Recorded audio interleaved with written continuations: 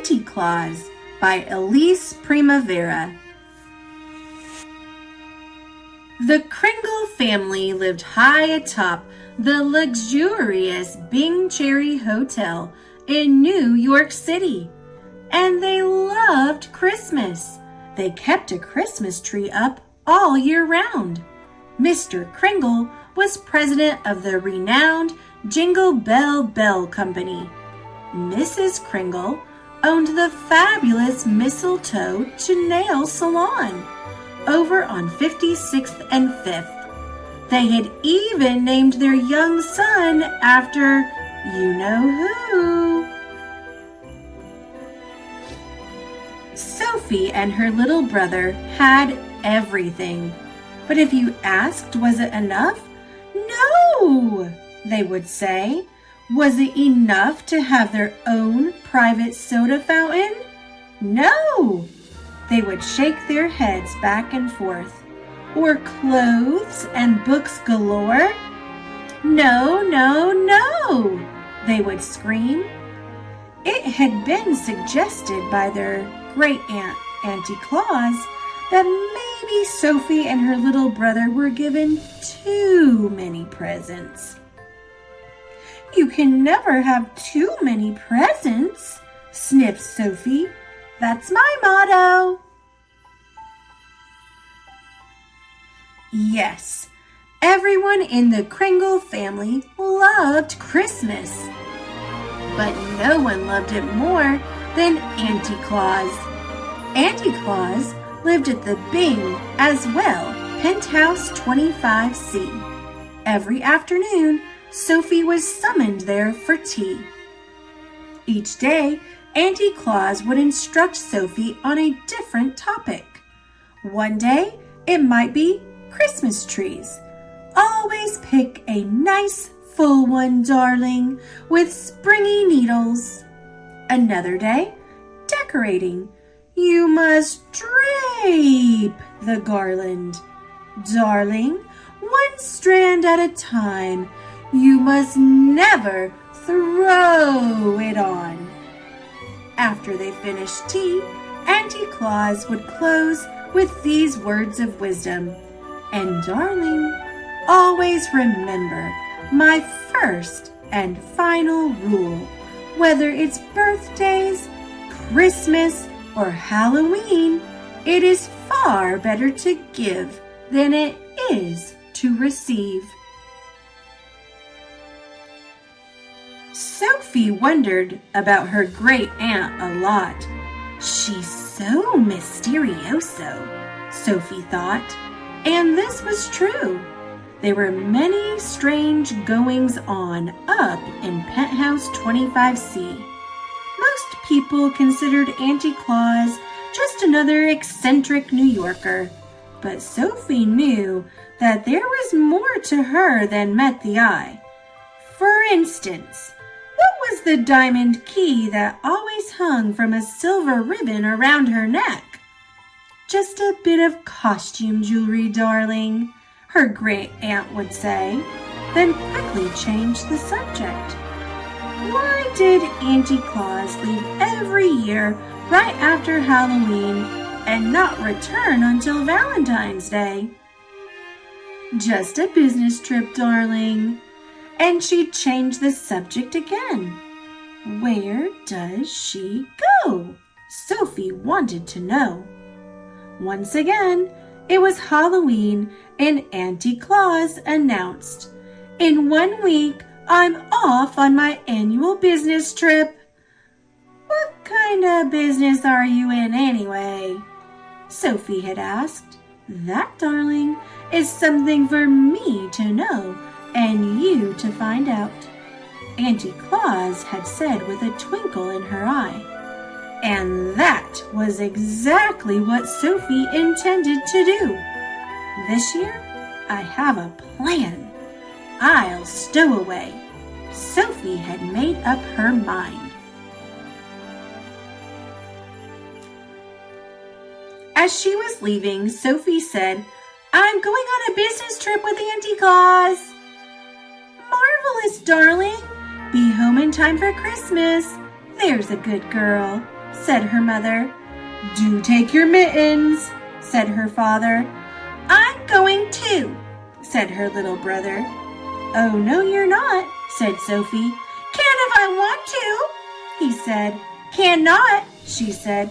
"Can too," he cried. "Cannot," she yelled. Wah! Sophie could hear his ear-splitting screams start to fade as she ran out the door. Sophie tiptoed into Auntie Claus's apartment. There were many boxes and trunks waiting to go. Choosing the largest, Sophie pushed aside the capes and furs and wriggled inside. Quietly, she made a little peephole in the cardboard so she could see everything that was going on. Auntie Claus entered the room.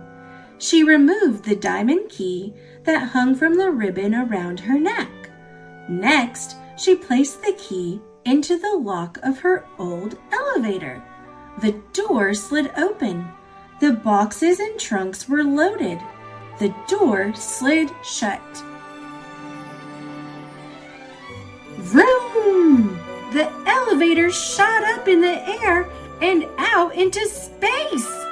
They were going up, up, up. Minutes, an hour passed, and still they were going up. Sophie could feel it getting colder and colder. From her peephole, she could see stars zipping by. Or was that snow? We can't possibly be in New York any longer, she thought. The elevator landed with a thunk, tipping over Sophie's box. She could no longer see, but she thought she heard cheers. The sound soon faded until all became completely silent. Thinking it safe, she climbed out of the box. "Where am I?" Sophie whispered. "You must be the new elf," a little man said. "That's it," said Sophie. "I'm the new elf. Who are you?" "I'm Mr. Pudding," he said. Oh dear, you're in violation of elf rule number 3. "What do you mean?" asked Sophie indignantly. He pulled a worn green and red book from his pocket. On the cover it read, "Elf Rules and Vital Information." He pointed to the section marked Dress Code. Sophie read out loud, "Always look neat, always look snappy. A well-dressed elf always feels happy. Follow me," he said, and trotted off into the darkness. "Where are we going?" shouted Sophie. "Hurry, hurry!"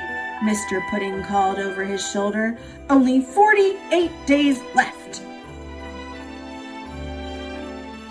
Mr. Pudding put Sophie right to work in the mailroom. It seemed to her as good a place as any to begin her search. Where was Auntie Claus? And what was she doing here? For days, Sophie lived among the elves and did her best to blend in. She slept on a cot in the elf dormitory. She ate her meals in the cafeteria. No one suspected. Every day, Mr. Pudding appeared. "Hello, Elf Sophie. Settling in?" he asked. The uniform is itchy. The hours are long," said Sophie. "This is hard work." Oh dear," said Mr. Pudding. He pulled the old green and red book from his pocket. "Elf rule number 2, Mr. Pudding recited. "An elf's work is never done, but hard work never hurt anyone." Rules schmeals, thought Sophie. For weeks, Sophie looked high and low for Auntie Claus. But now it was almost Christmas Eve, and she had turned up nothing. Sophie was worried. If she didn't find Auntie Claus, how would she get home? If she didn't get home, how will I get all my Christmas presents? She thought. Just then, Mr. Pudding appeared. "Hello, Elf Sophie," he said. "Good news. You have excelled in the mailroom and may proceed to package wrapping. After that, we'll all pitch in on sleigh packing." "I'm not going to package wrapping, and I'm not going to sleigh packing. I want to go home," Sophie yelled. "I have to get all my—" But before she could finish, Santa's voice interrupted over the PA system. "It's that time of year again," his voice boomed, "and I was hoping one of you would volunteer to go to the coal mines and pick up the BB&G list." Sophie whispered to Mr. Pudding, "What's the BB&G list?" "BB&G," he shivered, "is short for bad boys and girls. Any boy or girl on that list goes without presents or worse for Christmas." Sophie swallowed hard. "Uh-oh," she thought.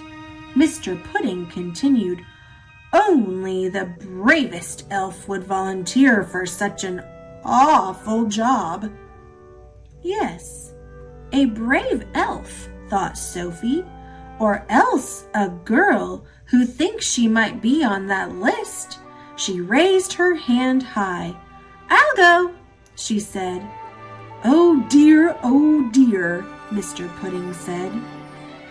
As Sophie made her way toward the coal mines, she could hear the chanting of the BB and girl elves. Spoiled brats and crybabies, wine babies, and all the ones who don't believe. Here's some coal and here's some gunk. Fill a stocking that smells like a skunk. Sophie went down, down, down, where it became darker and darker. Finally, she reached the very bottom. There was the list. Sophie looked for her name. But it wasn't her name she saw on the list. It was, "My own little brat of a brother," she cried. "Chris is on the bad boys and girls list?" Well, she thought, once she'd gotten past the shock of it, they do kind of have a point. But then she pictured the two of them on Christmas morning. There would be lots of presents for her and nothing for her little brother. On his favorite day of the year, Chris would find only a stinky stocking filled with coal and gunk. He will be so disappointed. He will be so sad, Sophie said. She quickly erased his name, but now there was a large telltale gap. There was only one thing to do. Sophie took a deep breath and wrote down her own name instead. The ink wasn't even dry on the page when some kind of really strong magic happened. Right before her eyes, the list, the BB&G elves, and the coal mines vanished. And Sophie was whirling around and around, hurling through the air in a blur of Christmas red and green. Was she up? Was she down? Sophie was standing on the stage in the grand ballroom. A clock struck midnight. Santa began to speak. "She's always on time. She works harder than anyone I know, including me. Ho, ho, ho. In short, she does things right, and I would be lost without her. Let's have a big round of applause for my sister. The curtain opened. Auntie Claus! Sophie shouted. Auntie Claus! Everybody cheered. Hooray for Auntie Claus! Turning to Sophie, Auntie Claus winked and said, "Come along, darling. You must be home in time for Christmas." Sophie was about to climb onto the sleigh when Mr. Pudding appeared. He was waving the green and red book in the air. "Oh dear," he cried. "Auntie Claus, Sophie can't leave until she knows the first and final rule. See? It says so right here under departing procedures." The reindeer stomped restlessly and shook their heads as if to say, "Let's go, let's go." "Sophie knows the first and final rule, Mr. Pudding," Auntie Claus said. "I do?" said Sophie. "Yes, you do. Now hop onto the sleigh. There's a good girl." Sophie jumped onto the sleigh, and it rose up into the sky. "Goodbye, goodbye," she called. She could barely hear her aunt's voice over the wind and the snow. "I knew you had it in you. Merry Christmas, darling." The sleigh picked up speed. "Ho, ho, ho!" Santa laughed as the stars whizzed by. Sophie closed her eyes. Her face stung with the cold. When Sophie opened her eyes, she could hardly believe she was in her own bed again. She ran down the stairs toward the living room. "Please let him get his presents," she whispered to herself. Under the tree was her little brother. His cheeks were red, his eyes sparkled, his belly shook with laughter. "Merry Christmas, Sophie!" he bellowed. "Merry Christmas, Chris," Sophie said with great relief. It was then that she realized, Auntie Claus is right. I do know the first and final rule. She said to herself, "It is far better to give than it is to receive." "There is something here for you," her mother and father said proudly. They handed Sophie a tiny box with a card. Inside was a diamond key hanging from a red ribbon. "It's from Auntie Claus," Sophie said. "Where is Auntie Claus anyway?" Chris piped up. "On a business trip, darling," Sophie said, and smiled mysteriously. Suddenly, a thought occurred to Chris. "She's never here on Christmas," he said. "What kind of business is she in anyway?" "That is something for me to know and you to find out," Sophie said to her little butterball of a brother. And someday he would. But that's another story. For my dear niece Sophie, you really are a chip off the old block. Love, Auntie Claus. P.S. I'll be expecting you for tea on Valentine's Day, darling.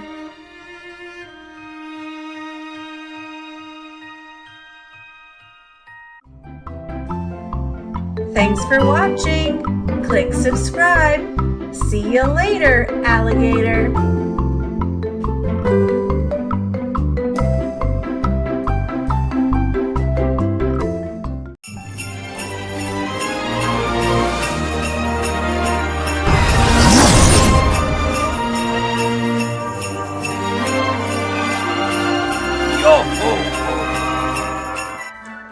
the Christmas Selfie Contest by Rosie Greening and Claire Fennell. In a big, busy workshop with shelves full of toys, the elves worked their socks off and made lots of noise. They hammered and clattered and chattered and played and worked as a team on the toys that they made. But Alfie was different from all of the rest. He didn't like teamwork. He liked being best. He'd boast about all the toys he'd create, then show them off to everyone shouting, "I'm great!" One morning, the elves were so sick of his talk. The head elf said, "Alfie, please go for a walk." So Alfie went out to the gingerbread store and noticed a poster he'd not seen before.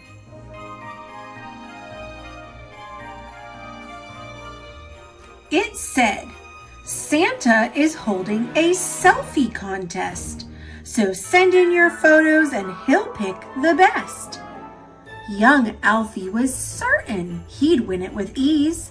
"I'll take the best selfie. It sounds like a breeze."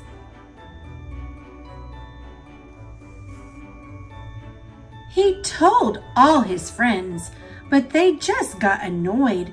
"There's no time for selfies. We need to make toys." Young Alfie ignored them and all of their fears. He wanted to try out some selfie ideas.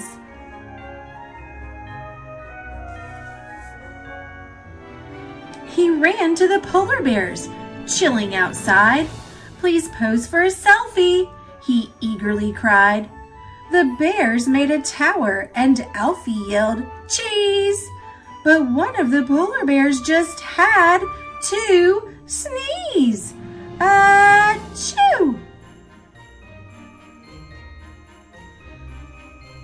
So Alfie rushed off to a whale in the sea. He said, "Will you pose for a selfie with me?" But as Alfie's camera went off with a flash, the whale spurted water on him with a splash.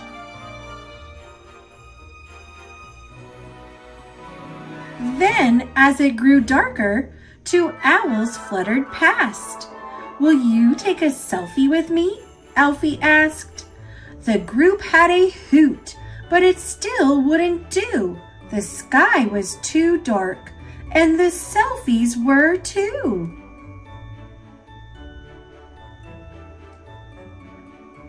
Poor Alfie ran back to the workshop in tears.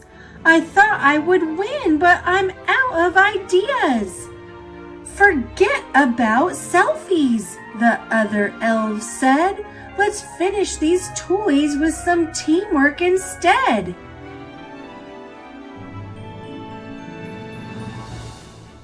The elves got to work, and at last Alfie saw. When they worked as a team, they could do so much more. They sanded and painted with painstaking care, and soon there were colorful toys everywhere. "The workshop looks magical," young Alfie said, and then an idea popped into his head. "Let's pose for a selfie," he said with a grin. "With all of us in it, this selfie could win."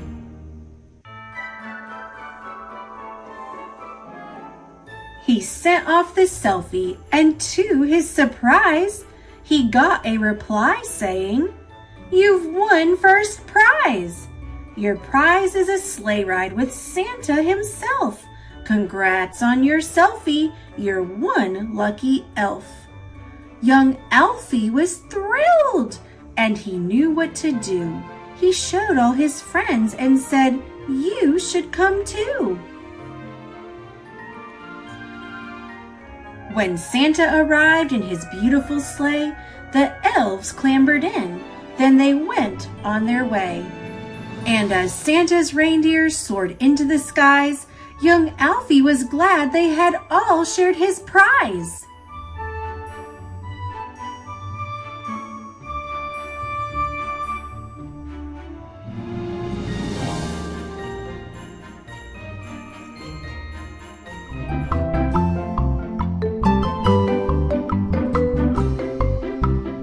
Thanks for watching. Click subscribe. See you later, alligator.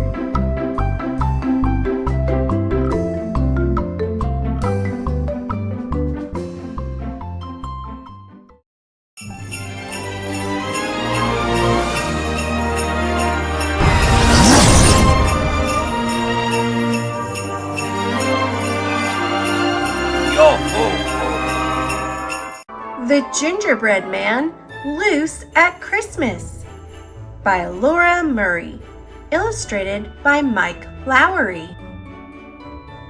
One white snowy morning, I popped from my bed. My teacher was calling, "Wake up, sleepyhead!" The classroom was decked out in holiday lights. They twinkled and sparkled in reds, greens, and whites. It's the season of giving, and we can give too. Our gifts could be things that we make, say, or do. A small act of kindness can go a long way. Let's do something special for someone today. We'll make something sweet. I'll say something kind. I'll do a nice favor, or all three combined. And when we're all finished, we'll walk down our street and deliver our gifts to the neighbors we meet. I'll think of a present. I know that I can. I want to give too.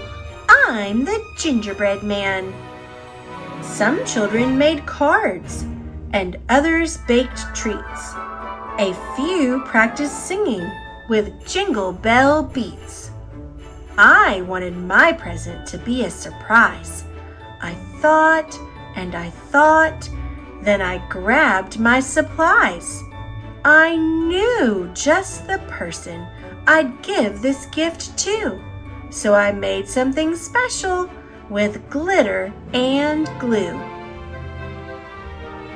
I'll deliver this present as fast as I can with a jolly ho-ho from the gingerbread man. The town was so merry, the storefronts aglow. Each window was frosted with white, icy snow. We stopped a police lady, sang her a song. She smiled really big as she waved us along. Fa la la la la la la la la. Next came a garbage man picking up trash, so we dropped off some goodies to stash on his dash. Beep beep. We popped in the library, stopping to say, "Thank you for all that you do every day."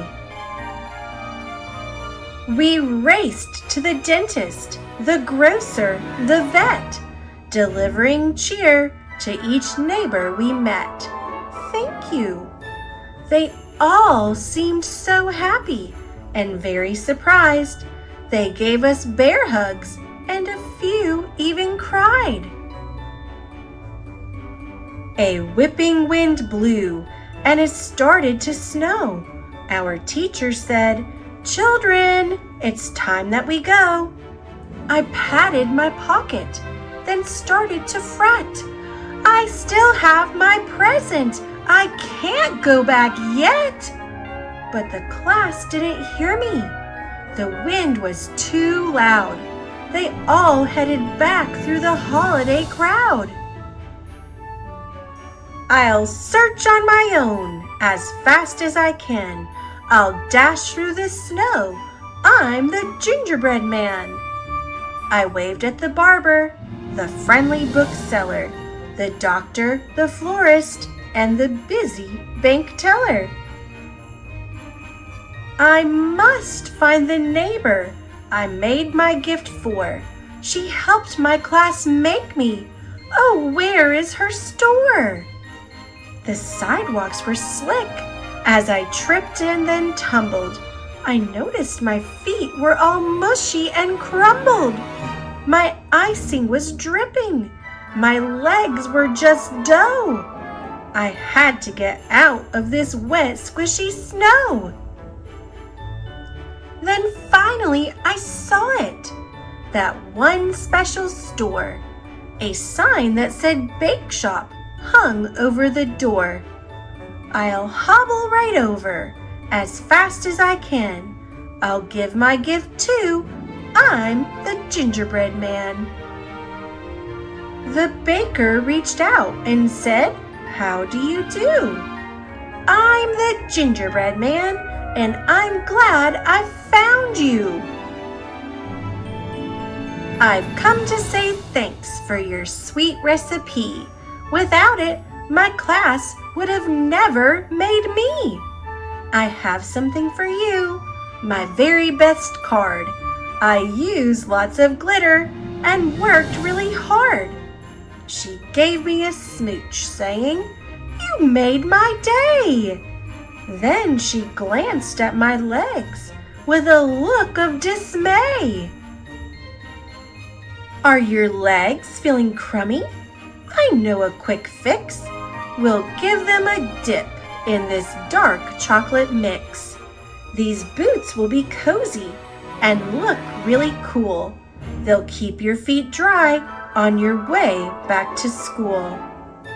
I'll run in my boots as fast as I can. Thank you so much, from the gingerbread man." I dashed back to school under winter white skies. I hope I'm not late for our last big surprise. I zoomed down the hall and then slid into place. I joined all my classmates, a smile on my face. Our teacher looked puzzled, but curious too. "We have one more present, a poem just for you. You are a gift that we get every day. You help us to learn in our own special way.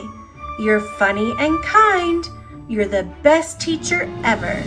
You say way to go, and you're ever so clever." Now that we know that we're smart cookies too, we made you a super gigantic thank you. Our teacher bent down and she gathered us in with a warm-hearted hug and a very big grin. My classmates grinned too. We had pulled off our plan. Merry Christmas to all from the Gingerbread Man.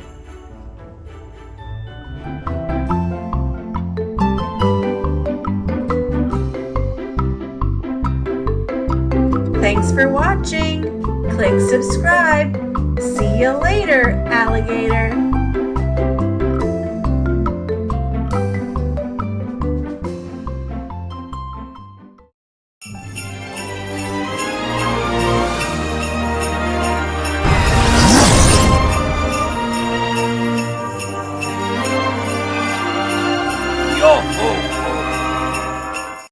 Green is for Christmas by Drew Daywalt and Oliver Jeffers. Green is for Christmas. Green is for holly. Ahem. Red is for Christmas. Red is for candy canes, even old ones. Green is for fir trees. Red is for Santa Claus. Darn right it is. Listen, you guys, I'm invisible all year long. so you're not taking this one away from me. Hello, snowflakes, snowmen, marshmallows. White is for Christmas. Hello, I'm kind of a big deal on the Christmas tree. Silver is for Christmas. What's Christmas without silver bells? You just tried jingling without me. I'm not sure why I'm here, but yeah, what he said. What about cookies and reindeer? Brown is for Christmas. I'm more burnt sienna, but that's cool. Huh? You can't have Christmas without any of us. Nice hat. Especially green.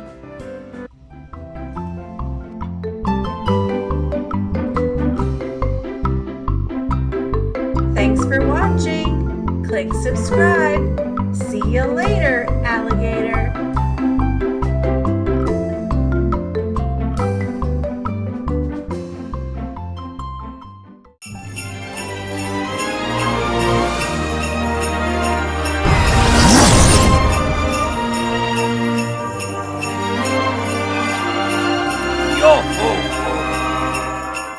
How the Grinch Stole Christmas by Dr. Seuss. Every Who down in Whoville liked Christmas a lot. But the Grinch, who lived just north of Whoville, did not. The Grinch hated Christmas, the whole Christmas season. Now please don't ask why. No one quite knows the reason. It could be his head wasn't screwed on just right. It could be, perhaps, that his shoes were too tight. But I think that the most likely reason of all may have been that his heart was 2 sizes too small. But whatever the reason, his heart or his shoes, he stood there on Christmas Eve, hating the Whos, staring down from his cave with a sour, grinchy frown at the warm-lighted windows below in their town. For he knew every Who down in Whoville beneath was busy now hanging a mistletoe wreath.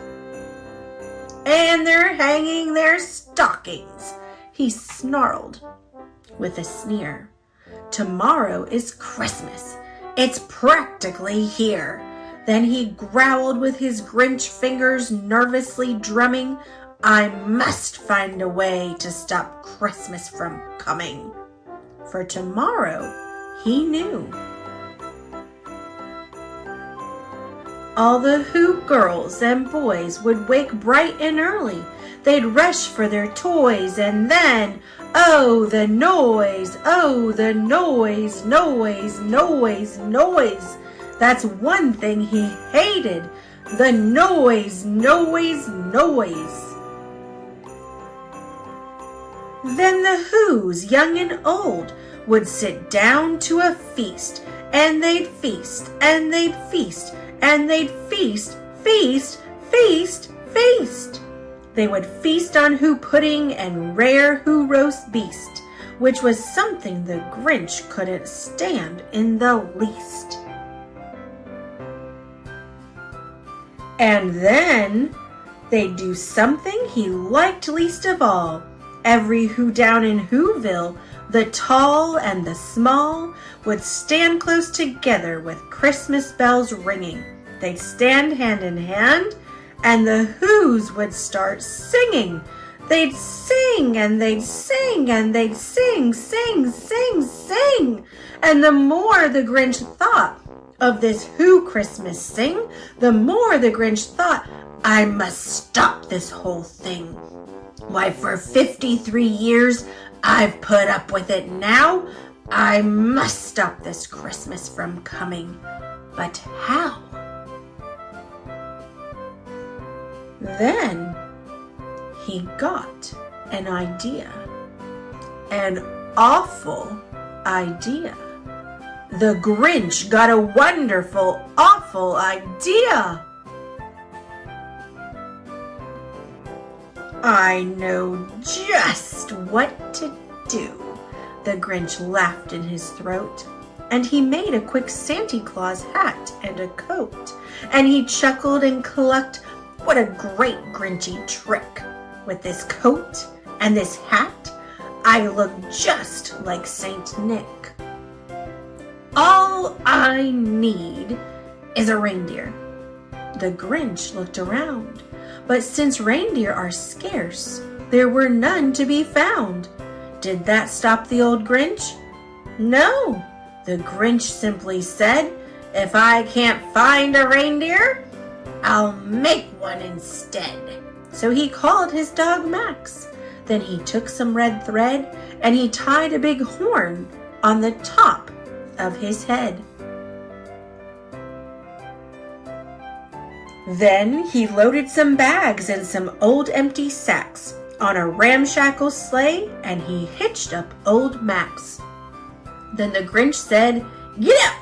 and the sleigh started down towards the homes where the Whos lay a snooze in their town. All their windows were dark. Quiet snow filled the air. All the Whos were all dreaming sweet dreams without care. When he came to the first little house on the square, "This is stop number 1, the old Grinchy Claus hissed. And he climbed to the roof, empty bags in his fist. Then he slid down the chimney, a rather tight pinch.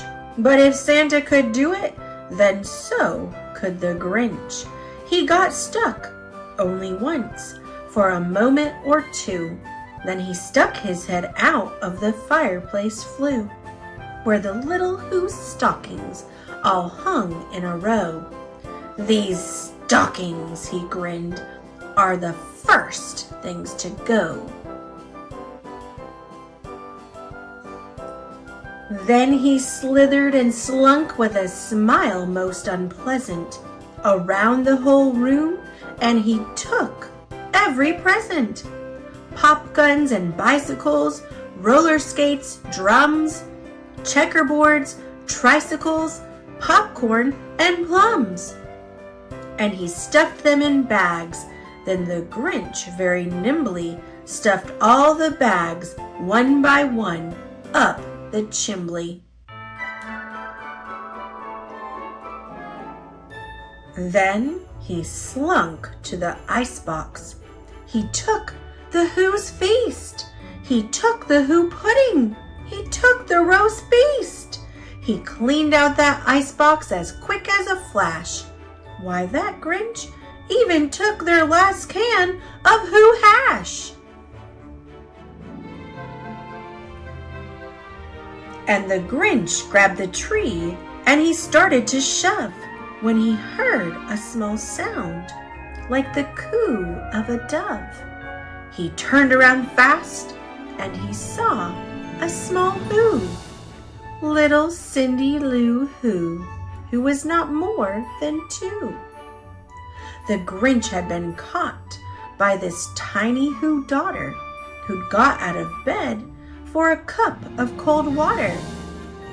She stared at the Grinch and said, "Santa Claus, why? Why are you taking our Christmas tree? Why?" But you know that old Grinch was so smart and so slick. He thought up a lie, and he thought it up quick. "Why, my sweet little tot," the fake Santa Claus lied, "there's a light on this tree that won't light on one side. So I'm taking it home to my workshop, my dear. I'll fix it up there, then I'll bring it back here." And his fib fooled the child. Then he patted her head, and he got her a drink, and he sent her to bed. And when Cindy Lou Who went to bed with her cup, he went to the chimney and stuffed the tree up. Then the last thing he took was the log for their fire. Then he went up the chimney himself, the old liar. On their walls he left nothing but hooks and some wire. And the one speck of food that he left in the house was a crumb that was even too small for a mouse.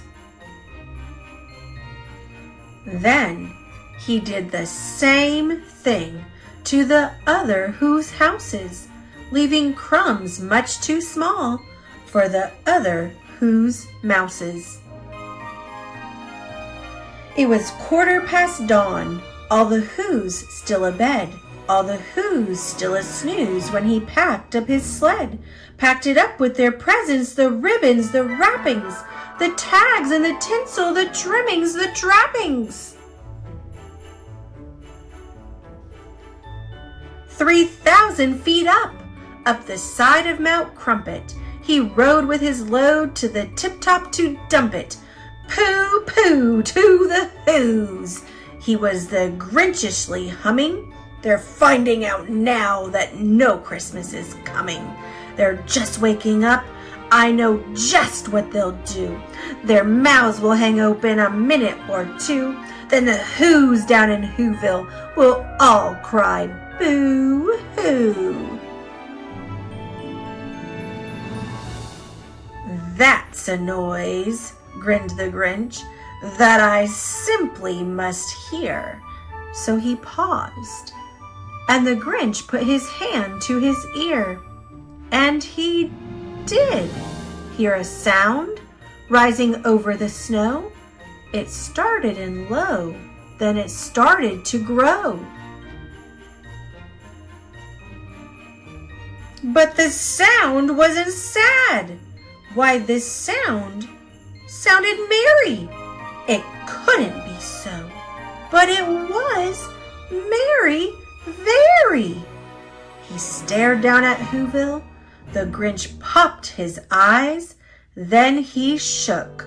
What he saw was a shocking surprise. Every Who down in Whoville, the tall and the small, was singing without any presents at all. He hadn't stopped Christmas from coming. It came. Somehow or other, it came just the same.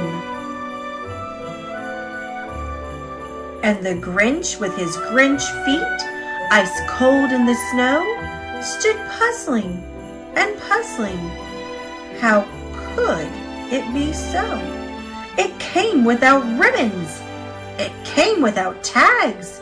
It came without packages, boxes, or bags. And he puzzled 3 hours till his puzzler was sore.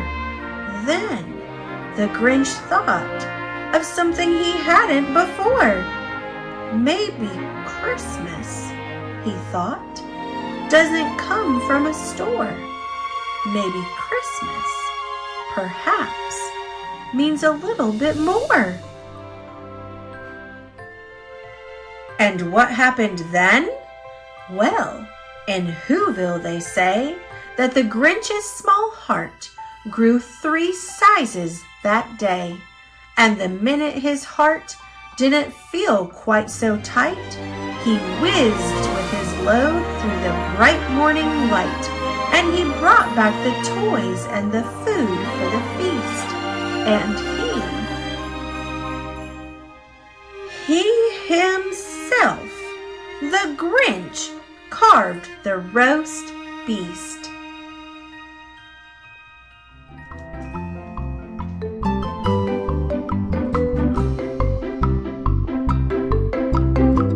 Thanks for watching. Click subscribe. See you later, alligator.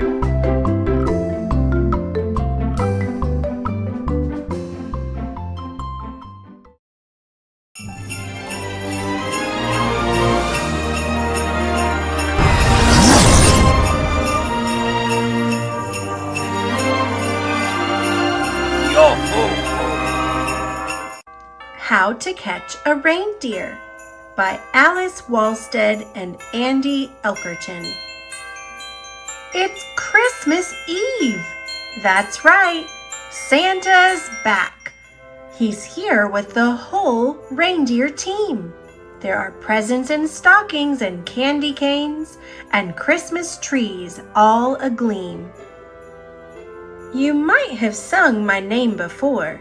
The tune starts with Dasher and Dancer. Next in the song are Prancer and Vixen. But who's next? Do you know the answer? Bingo! That's right. I'm Comet herself. I've been with the team from the start. Christmas is my most favorite thing. Each Christmas Eve fills my heart. Now, I've already seen the shelf with the elf and that blue truck loaded with trees. I've even seen a green Santa so mean.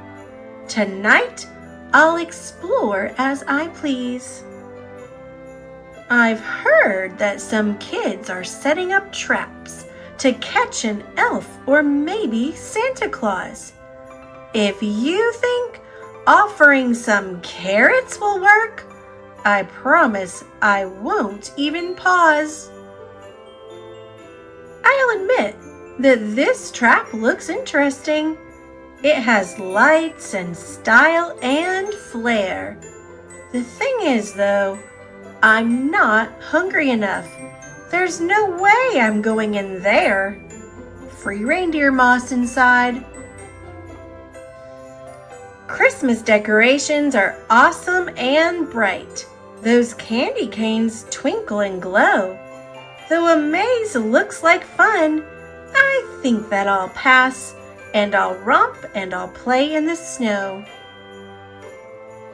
Why would I need night vision goggles? My eyes do not need that support. I think I'll stick with a snowball fight. That last toss made Blitzen snort. When did all those new reindeer get here? I'm surprised, but I must be brave.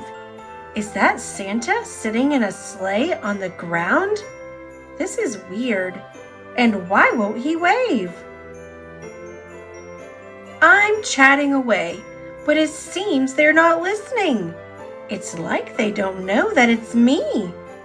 Oh, wait, I get it. They're just plastic. I'm embarrassed, and I hope Prancer didn't see. What in the holly jolly is that? Those huge ornaments started moving. They're rolling and rocking and bouncing around. I could run, but I want to start grooving. Hey friends, come on over. It's for Reindeergram. Now let's say Merry Christmas and flash a smile. This was a great stop, but a few million to go. Christmas Eve must continue with style. Back to the roof. Santa's back in the sleigh. We shouldn't keep the big guy waiting. In the blink of an eye, we'll take off in the sky. On now, Santa calls, no hesitating. I had the most fun ever, to be clear. I'll see you again. Let's do this next year. Merry Christmas to all, and to all a good night. True facts about reindeer. Reindeer have night vision. They live in the tundra, where they have friends like the Arctic bunny. Reindeer love to eat moss and lichens, a type of plant that grows on trees and rocks. Santa's reindeer can fly, but all reindeer can run up to 50 miles per hour.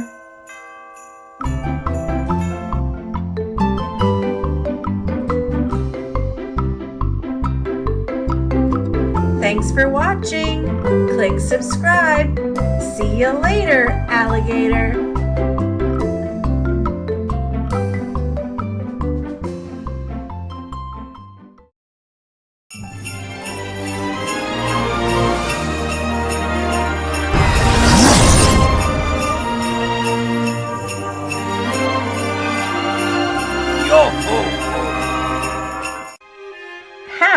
Catch an Elf by Adam Wallace and Andy Elkerton. It's Christmas Eve! Hip hip hooray! Yes, Santa's coming round. He's bringing toys to girls and boys in every house in town. Some kids have tried to catch him, but Santa's fast, you see. So they've set their eyes on a smaller prize, and now they're after me. I'm not my friend upon a shelf, who comes each year and sits. No, I've got style and I've got grace. I'm the elf that never quits. Now Santa's ready, time to go. I'm sure your traps are scary. I'll do my best to dodge them all and leave you feeling merry. In I go to Emma's house to make sure all is clear. A tinsel net? Oh, that's just fun. I won't get caught in here. Jaden's trap cannot be missed. I think it's double-sided. He's got his spot on my naughty list. You bet that's been decided. Another house is filled with treats. These kids are getting smarter. I can't resist the candy canes. My job is getting harder. Santa slowly lowers me into a dangerous room. If I touch down, he won't just frown. There'll be a bomb boom. Your Christmas maze is all laid out. My work's no longer cushy. I safely brought you all your gifts. But hey, you zapped my tushy. And now my radar's perking up. This next one's quite a chore. We don't yet know what lies ahead in this family grocery store. We run inside and get caught up in an avalanche of food. We've seen all kinds of traps before, but not to this magnitude. The dinner cannon burps and spits and shoots out ham and gravy, and then it follows with dessert. Please, Santa, will you save me? We tumble down the waterfall above the Eggnog River, but Santa and I are an awesome team. Together we deliver. And now it's time for us to leave. Our night is nearly done. You tried your best this Christmas Eve, so Merry Christmas, everyone.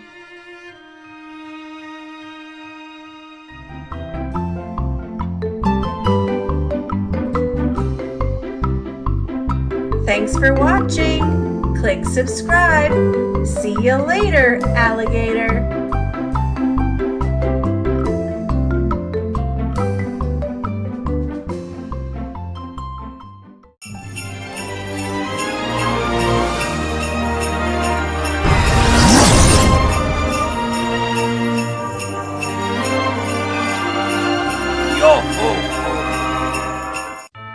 Llama Llama, Jingle Bells by Anna Dewdney. Llama Llama, Christmas time. Trees with lights and bells that chime. Gifts to give and songs to sing. What will Llama Santa bring? Bake some cookies, decorate. Santa's snack goes on a plate. Cozy times delicious smells. Llama, llama, jingle bells.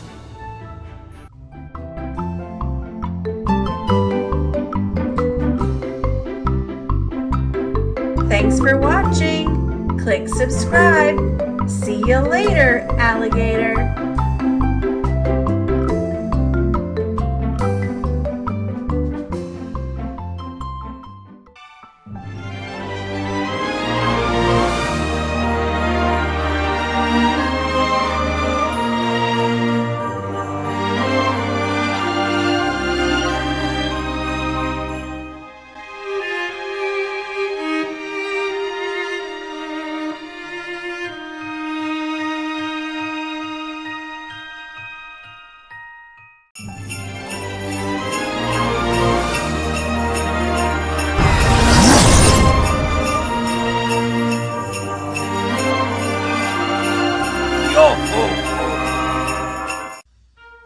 Mr. Willoughby's Christmas Tree by Robert Barry. Mr. Willoughby's Christmas tree came by special delivery, full and fresh and glistening green, the biggest tree he had ever seen. He dashed downstairs to open the door. This was the moment he'd waited for. A magnificent tree! Splendid! He cried. Please, sir, won't you carry it right inside? I think it might look best this year, right in the parlor corner here. But once the tree stood in its place, Mr. Willoughby made a terrible face. The tree touched the ceiling, then bent like a bow. Oh, good heavens, he gasped. Something must go. Baxter, the butler, was called on in haste to chop off the top, though it seemed quite a waste. That's great, Mr. Willoughby cried with glee. Now we can start to trim my tree. When the trimming was well underway, the top was placed on a silver tray. Baxter said, I know just who'd be delighted with this Christmas tree. So it was presented to Miss Adelaide, Mr. Willoughby's upstairs maid. Won't this tree be a pretty sight when I have trimmed it later tonight? But the top, oh dear, I'm so afraid will have to be cut, sighed Miss Adelaide. And so with scissors sharp and long, she snipped off the top while she hummed a song. The top was set out the very next day, in back of the house, to be thrown away. That little tree top caught the eye of Tim, the gardener, passing by. He certainly was not about to see that little tree thrown out. He hurried home straight away to see what Mrs. Tim would say. Fa-la-la-la-la, surprise, surprise! His wife could not believe her eyes. But our house, she said, is so snug and small. I do not believe we need it all. And before Tim had a chance to shout, she cut off the top and threw it out. Barnaby Bear was padding by. It almost hit him in the eye. Now, who would throw a tree away so very close to Christmas Day? I'll take it home. That's what I'll do. Look, Mama Bear, I've a present for you. Isn't it a pretty tree?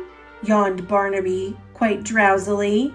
But Little Bear, standing off far, cried out, That tree won't hold a star. Barnaby said, Let's cut a hunk off of the bottom here at the trunk. But Mama Bear just shook her head and sliced the treetop off instead. Jolly by golly, Barnaby said with a kick. "Mama, that surely is just the right trick. Let's trim it with bells and honey rings, some berries and tinsel and popcorn on strings." Mama said, "Trim it just as you like. I've got to tidy up for the night. This top we won't need anymore. I'll put it just outside the door." Later on that frosty night, Frisky Fox came into sight. He spied the treetop, rubbed his chin, opened his sack, and stuffed the top in. He scampered home and jumped his gate. This Christmas present couldn't wait. "It's even better than mincemeat pie," said Mrs. Fox with a happy sigh. Then the foxes saw that their Christmas prize was just a wee bit oversize. "There, my dears, don't you worry. I'll fix this top now in a hurry." Benjamin Rabbit found it then, just outside the fox's den. "It seems," he thought, "most certainly Santa left that for my family. Look!" he cried. "See the tree I found?" With that he called his family round. Then there was a merry-making, rollicking, frolicking, carrot-shaking celebration around the tree. All were as happy as rabbits can be. Benjamin Rabbit, with his own hand, sliced a carrot and made a stand. "Now let's see how this will look in our little chimney nook." But right away the children cried, "Look, it's leaning off to one side." "It's too tall, that's all," said Mrs. Rabbit, and as though it were a summer carrot, she gave it a chop and threw away the top. Then Mistletoe Mouse just happened to see that tiny tip of a Christmas tree. He pulled it through the snow and ice. Up some stairs, he fell down twice. At last he reached his cozy house. "It's just the right size," said Mrs. Mouse. Then at the top, if you please, they put a star made out of cheese. Oh, wasn't it grand to have a tree exactly like Mr. Willoughby?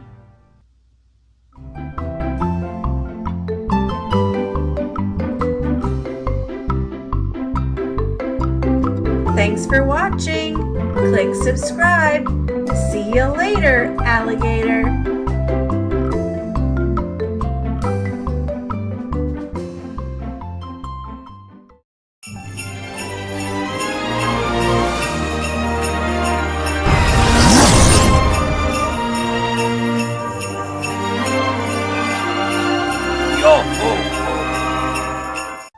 Pinkalicious, Merry Pinkmas by Victoria Can. It was almost Christmas, and my family and I were all busy with our holiday planning. I was so excited. At dinner, we talked about what we loved about this time of year. "I love wrapping presents," said Daddy. "I love getting presents," said Peter. "I love making cookies," said Mommy. "I love eating cookies," I said. Peter liked setting up our dad's old train set and pretending that it was going to the North Pole. I liked putting up our handmade Christmas decorations. And we all loved having hot cocoa. After Daddy hung the mistletoe, we took a walk around the block. "Look how beautiful and unique everyone's holiday decorations are," Mommy said. "Let's make this year's Christmas extra special," I said. "Let's add glitter to this year's holiday cards," said Mommy.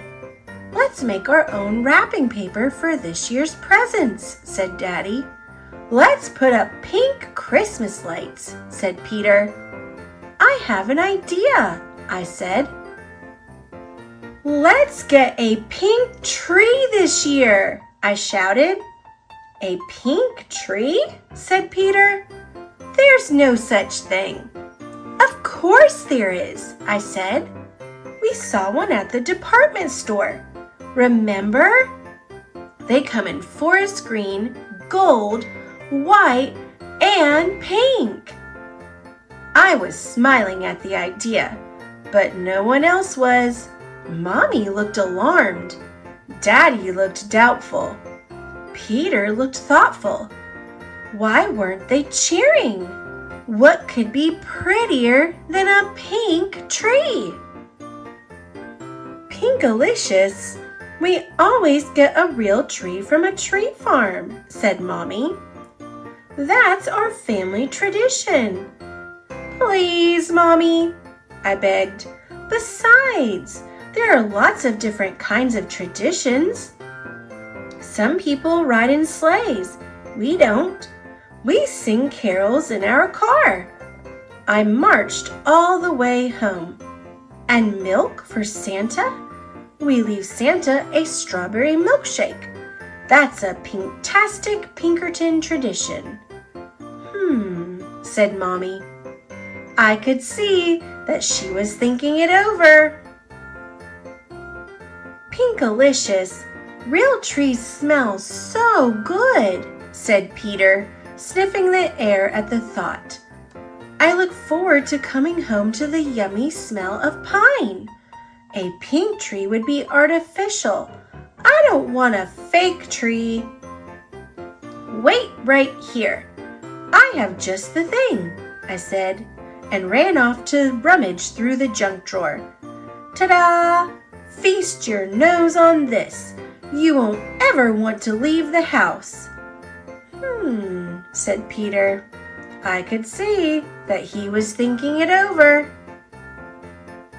"Pinkalicious," said Daddy. "Where on earth would we keep the tree after Christmas? Our house is jam-packed, full of sports equipment and art supplies." "That's easy to solve," I said. "We'll keep the tree in the backyard. The blue jays and cardinals will be able to enjoy it all year long." Said Daddy. I could see that he was thinking it over. After a few days passed and we still didn't have a tree, I began to worry. "Mommy, just think, if we get a pink tree, we'd be saving a real tree from being chopped down. Can we go today and buy a pink tree?" Mommy made her snow angel wings extra big, but didn't say a word. "Daddy, Christmas is only 2 weeks away, and we still don't have a tree. If we don't get the pink tree from the store, they might run out. Can we go right now?" Daddy added more snow to our igloo, but didn't say a word. What more could I do? I guess the only thing left was to cross my fingers and toes and hope for the best. It was almost Christmas. We mailed the glittery holiday cards. Our stockings were hung. Our Christmas lights twinkled. But we still didn't have a tree. Peter and I were working on a card for Santa when Mommy and Daddy walked through the door. I gasped. Then I squealed. Then I shouted, "Pink, pink, hooray!" We had a new tradition. Now that we had a pink tree, it was time to start decorating it. I placed each rose, fuchsia, and magenta-colored ornament on the tree with care. It was hard for me to fall asleep on Christmas Eve. What would Santa think of our card? Would he like this year's strawberry raspberry milkshake? Would he be surprised to see a pink Christmas tree? What was Santa bringing for me? Peter and I rushed downstairs. Our tree looked pink-sational. Santa left us a note, I said, waving it in the air. He said he's never seen anything like our tree and that it nearly blew his boots off. If he liked this idea, he was sure to like my idea for next year, a pinkerific pink Santa suit. This Christmas turned out to be truly pink-tastic. Even the birds liked our new family tradition.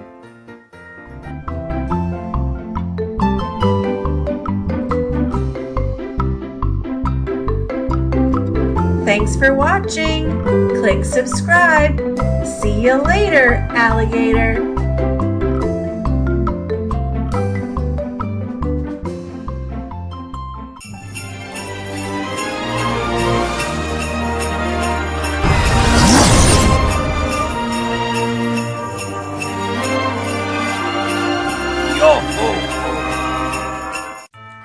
Red and Lulu by Matt Tavares.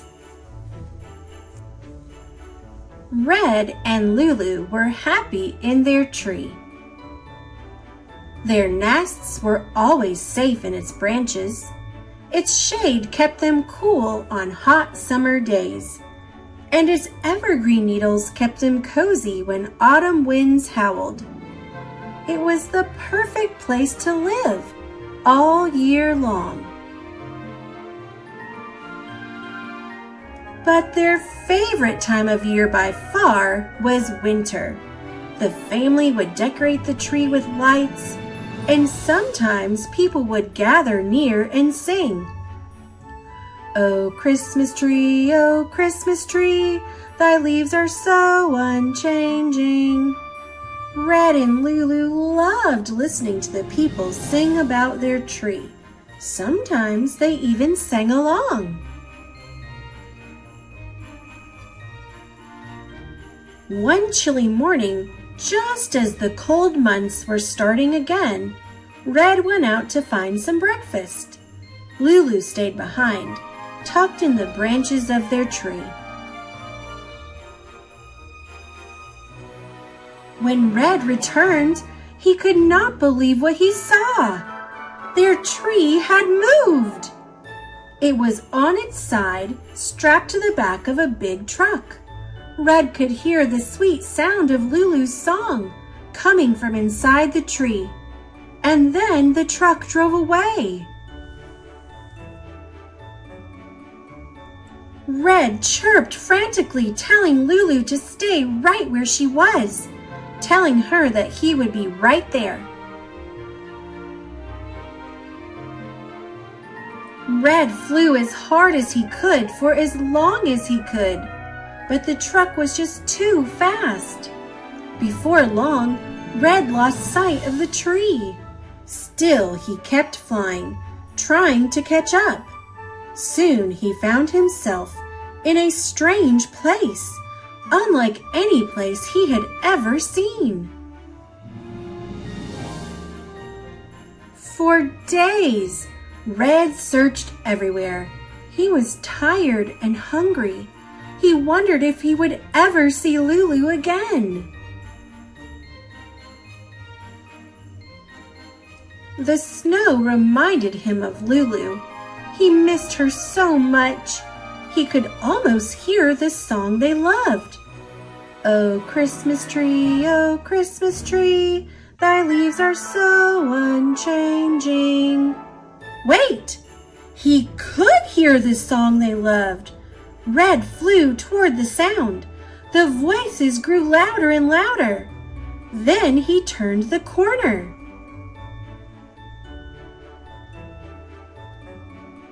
Red chirped with glee and soared over the singing crowd. He flew right for their favorite branch. Lulu!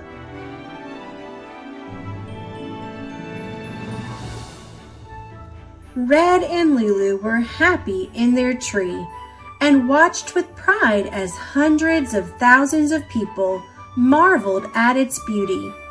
But then one day, workers came and took their tree away again. This time, Red and Lulu stayed. They found a new place to make a home, in a park surrounded by trees and grass and lots of friends.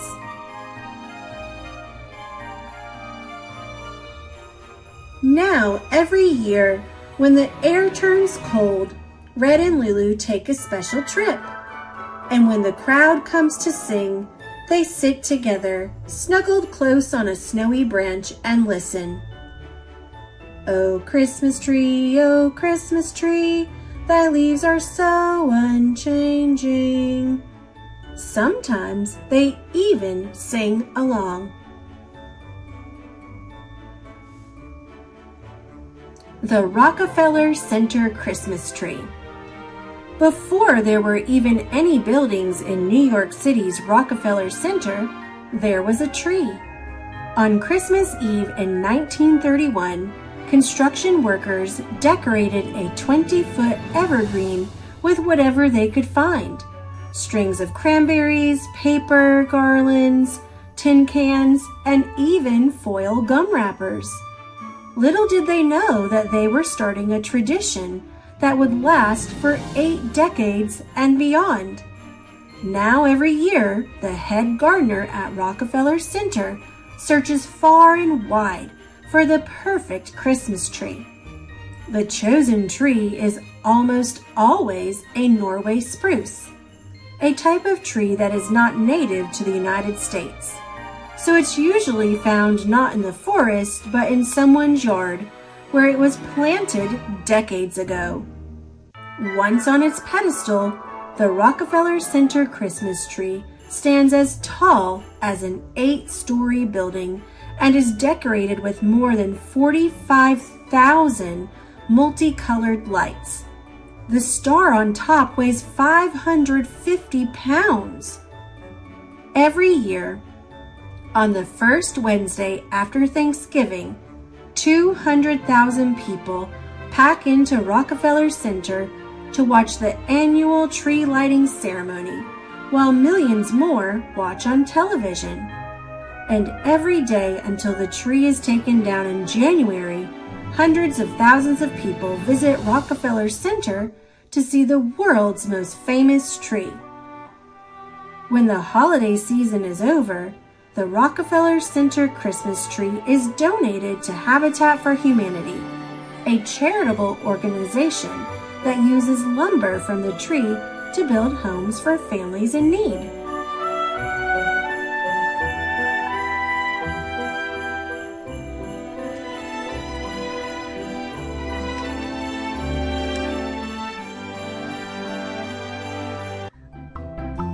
Thanks for watching. Click subscribe.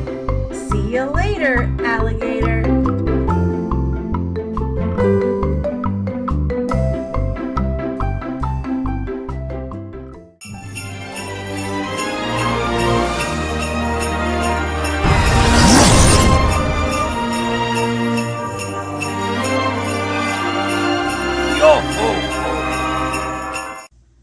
Santa is Coming to Georgia. Written by Steve Smallman, illustrated by Robert Dunn and Stefano Tambellini. Well, boomed Santa, have all the children from Georgia been good this year? Well, mostly, answered the little old elf, as he bustled across the busy workshop to Santa's desk. Santa peered down at the elf from behind the tall, teetering piles of letters that the children of Georgia had sent him. Mostly? Asked Santa, looking over the top of his glasses. Yes, but they've all been especially good in the last few days, said the elf. Jolly good, chuckled Santa. Then we'd better get their presents loaded up.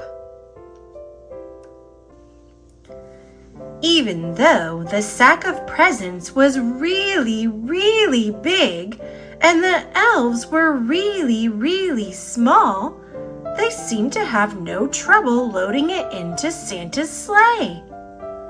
Though how they managed to fit such a big sack into one little sleigh, even they didn't know. But somehow they did. "Splendid!" boomed Santa.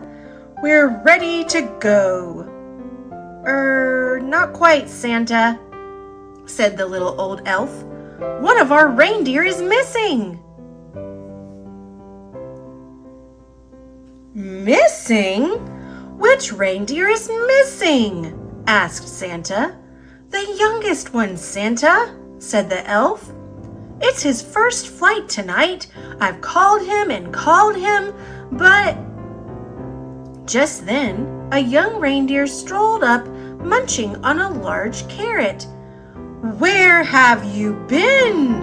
asked Santa. But the youngest reindeer was crunching so loudly that it was no wonder he hadn't heard the little old elf calling. "Oh, well, never mind," said Santa, giving the reindeer a little wink. He took out his Santa nav and tapped in the coordinates for Georgia. "This will guide us to Georgia in no time." Crunch, crunch, crunch. With a flick of the reins and a jerk of the harness, off they went, racing through the sky. "Ho, ho, ho," laughed Santa.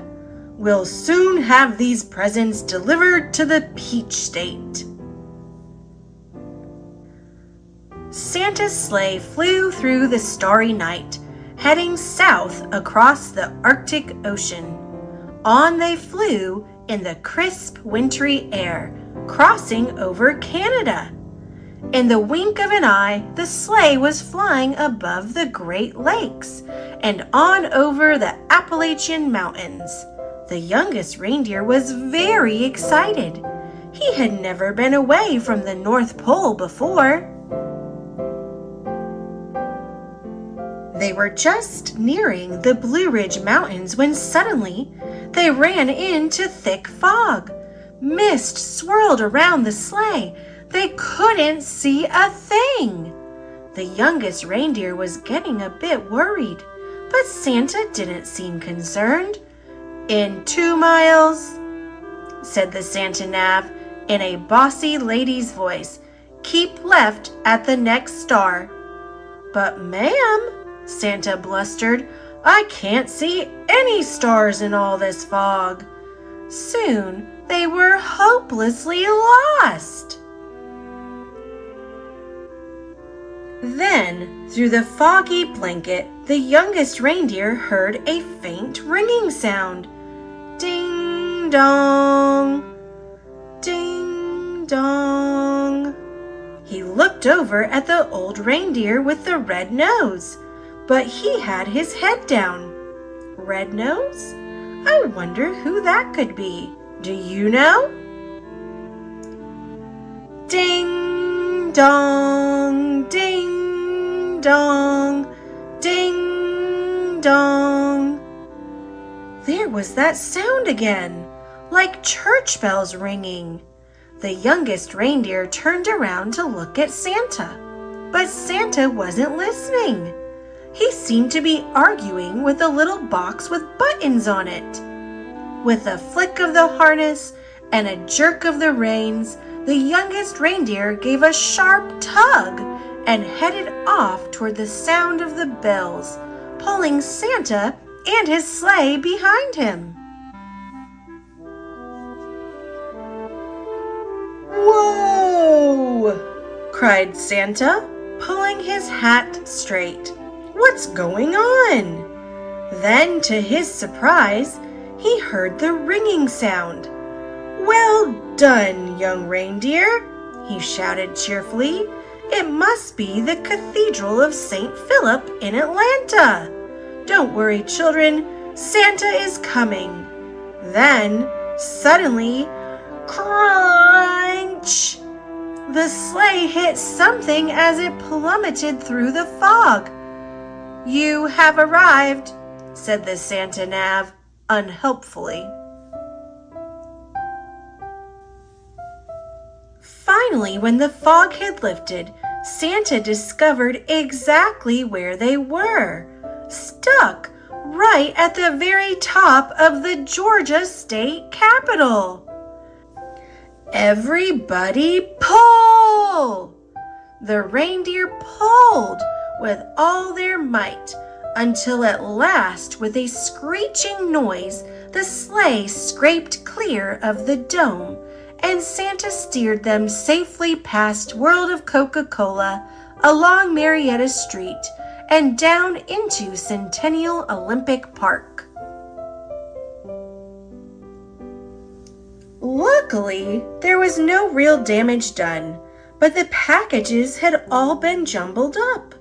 Santa quickly sorted the presents into order again. "All right," said Santa. "Thanks to this young reindeer, I know where we are now. Don't worry, children. Santa is coming."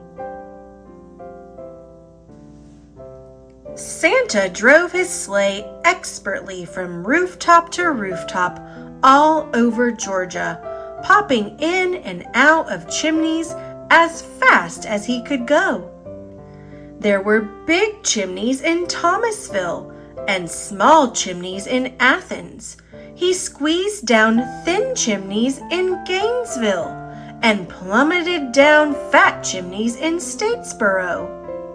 The youngest reindeer was amazed at how quickly they went. Santa never seemed to get tired at all, and it looked like the children in Georgia were going to be very lucky this year. But the youngest reindeer was starting to feel a bit weary and quite hungry too. In house after house, Santa delved inside his sack for packages of every shape and size. He piled them under the Christmas trees and carefully filled up the stockings with surprises. In house after house, the good children of Georgia had left out a plate of cookies, a small glass of milk, and a big, crunchy carrot. Santa took a little bite out of each cookie, a tiny sip of milk, wiped his beard, and popped the carrots into his sack. From Savannah to Decatur, from Augusta to Albany, from Macon to Marietta, and all the places in between, Santa and his sleigh visited every house in Georgia. Santa delivered presents to Andrew, Allison, Anna, Arabella, Archie, Ashley. The list went on and on. Zach, Zara, Zeb, Zoe, Zibble. Zibble? That must be a spelling mistake, surely. Finally, Santa had delivered the last present on his long Georgia list. "Great moons and stars!" sighed Santa. "It's past midnight, and my sack seems as heavy as ever. I hope I haven't forgotten anyone." Santa opened his sack to check, but it was full of juicy, crunchy carrots. Santa divided the carrots among all the reindeer. "Well done," he said, patting the youngest reindeer gently on the nose. But the youngest reindeer didn't hear him. He was too busy munching. Then it was time to set off for home. Santa reset his Santa Nav once more to the North Pole, and soon they were speeding across Chattahoochee River, over Peachtree Street, and out over Stone Mountain Park, through the crisp, starry night.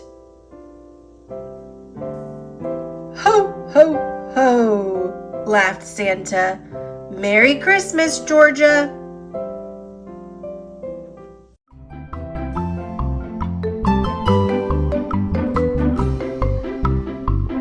Thanks for watching. click subscribe. See you later, alligator.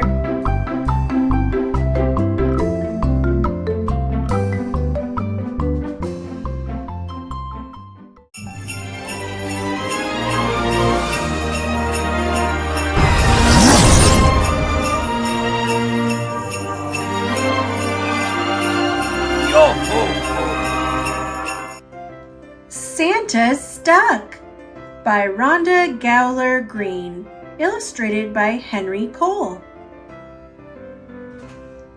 Toys are nestled, tree lights glow, stockings stuffed march in a row. Santa sighs, it's time to go. Gathers up his giant sack, spies a note and Christmas snack. Boys and girls have been so kind, they left sweets for him to find. His suit feels rather snug. Santa shrugs a jolly shrug. One more cookie? Couldn't hurt. This last snack will be dessert. Santa rests his weary feet, munches on a scrumptious treat.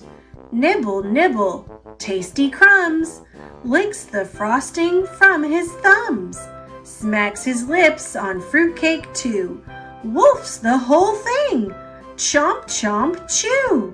Chocolate fudge, he sneaks a piece, can't resist, he has a feast.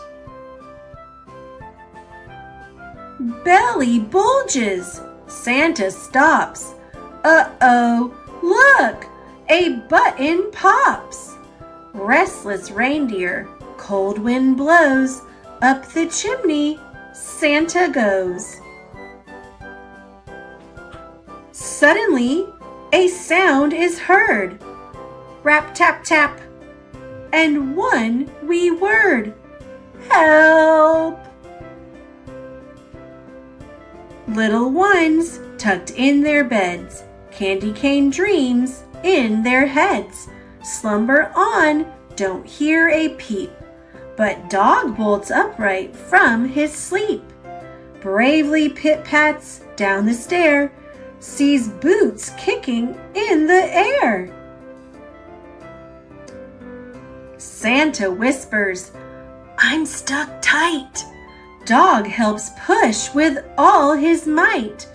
No luck, Santa's stuck. Meanwhile, reindeer heed the plea, form a chain, then pull on 3. 1, 2, 3. Dasher, Dancer, Prancer, Vixen, Comet, Cupid, Donder, Blitzen, Rudolph too. They all heave ho as one dog pushes down below. No luck, Santa's stuck. Mama Cat wakes from her nap, hears that help and rap tap tap, sees that Santa's in a fix, calls her kittens 1 through 6.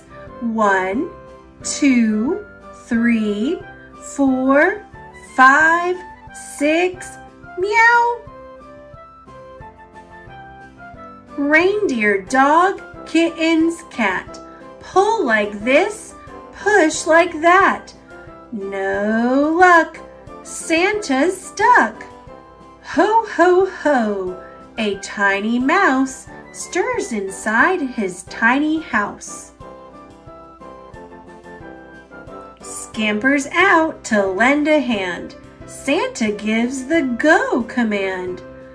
Push, pull, push, pull. Push, pop. Whoosh. Santa's out, a silent cheer. Reindeer harness up their gear. Back inside his Christmas sleigh, Santa shouts, Now dash away." Then he waves and soars from sight. Merry Christmas and good night.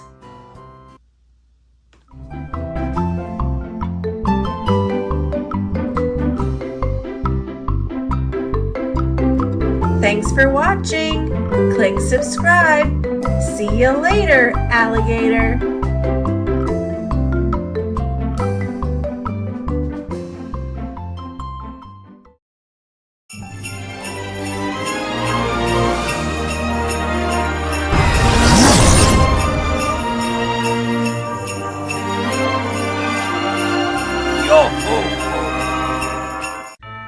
Splat the Cat Christmas Countdown.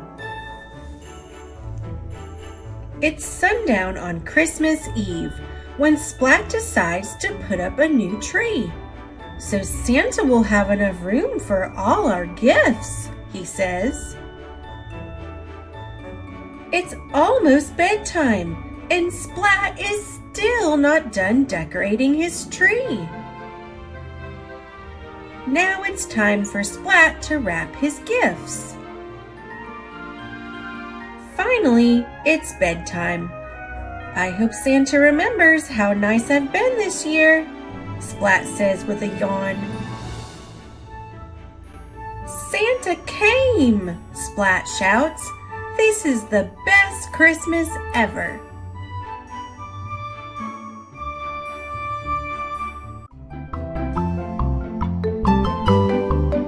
Thanks for watching. Click subscribe. See you later, alligator.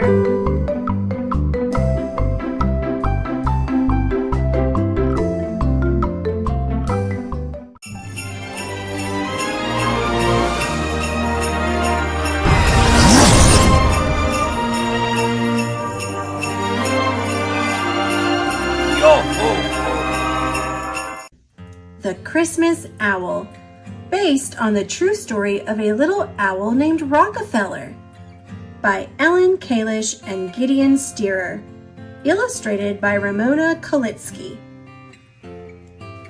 Once in a little town, in a little front yard, lived a little owl high in the branches of a very big tree.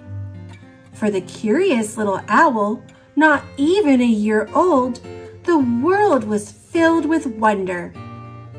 Streams were for splashing, forests were for flying, and friends of all feather were merrily made. One day, when winter had arrived, the town around her began to transform. Houses were decorated, lights were strung, jingles and music filled the icy air. Little Owl watched and listened, and that night, when darkness came, the whole town glittered and glowed. "What is going on here?" she asked her friends. "Christmas," said Moose. "And what is that?" Little Owl said. "Not sure," said Rabbit. "No idea," said Skunk. "No one knows," said Squirrel. "But it happens every year."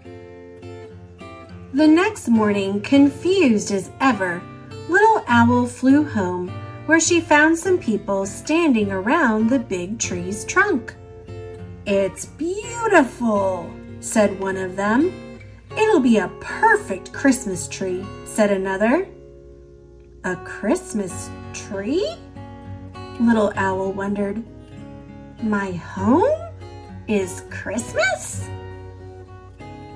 The workers began attaching wires and ropes to the tree. As Little Owl hid in the shadows, the branches pulled tight around her. She was trapped. Then she heard a roar. The tree shook. Spinning and swaying, it was lowered down onto a truck. Little Owl was dizzy. "Is this Christmas?" "Say goodbye to our tree," someone called as the big truck rumbled away. "Your tree? wondered Little Owl. How could anyone own a tree?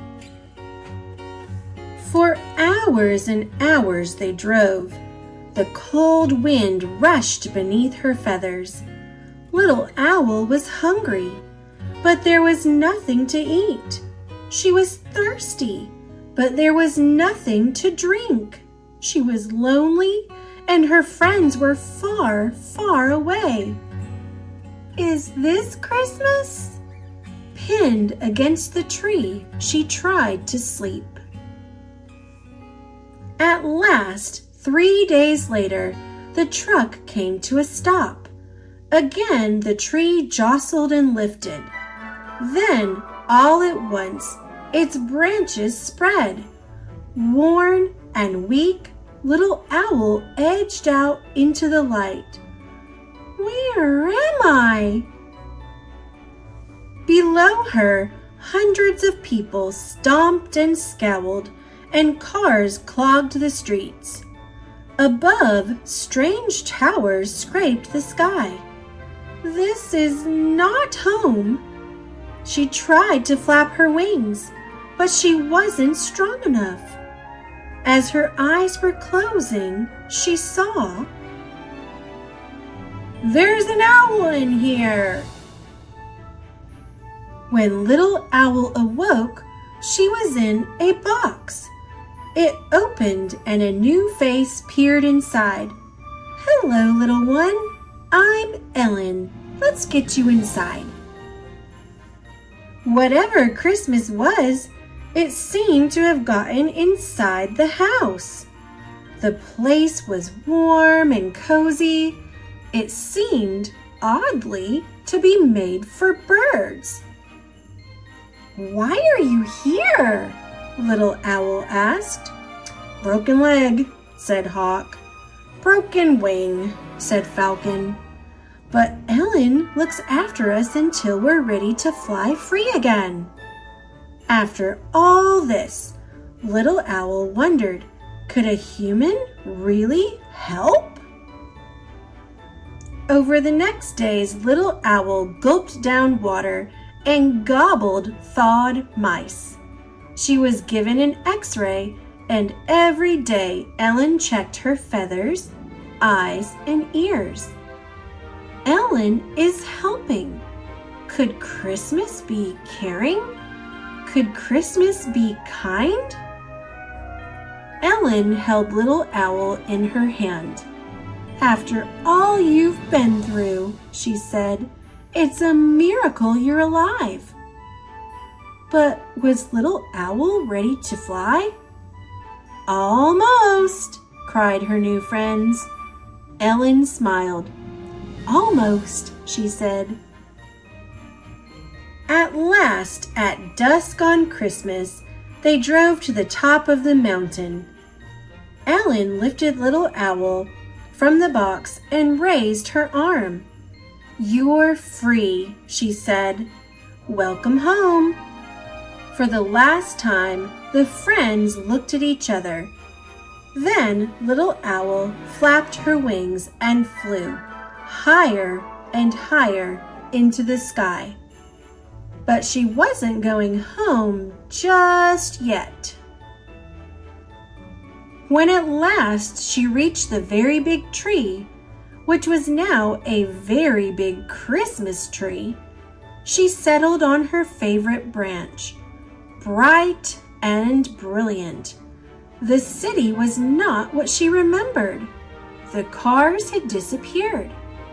The great towers were merrily lit. The people were smiling and skating. Some were even singing. They held hands and hugged. All it seemed were eager to love. Is this Christmas? Yes, Little Owl thought. It must be. For some time, Little Owl sat, basking in the golden glow. When at last the moon peeked above the buildings, she knew it was time to go home. "You're back!" her friends cried, gathering round. "And just in time for Christmas," squealed Moose. Whatever that is, added Rabbit. Actually, I may have learned something about it, said Little Owl, as they all nuzzled close. Could you tell us? Of course, said Little Owl, knowing full well that this was Christmas too.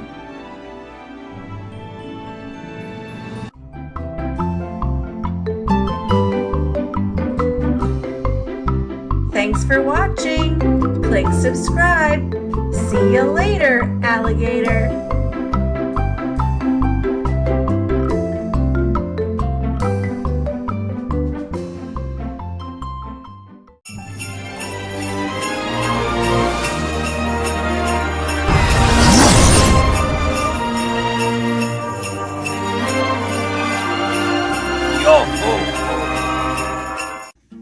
The Great Reindeer Rebellion, written by Lisa Trumbauer, illustrated by Janny Ho. 'Twas the week before Christmas, and somewhere up north, dear Santa was frantic. He paced back and forth.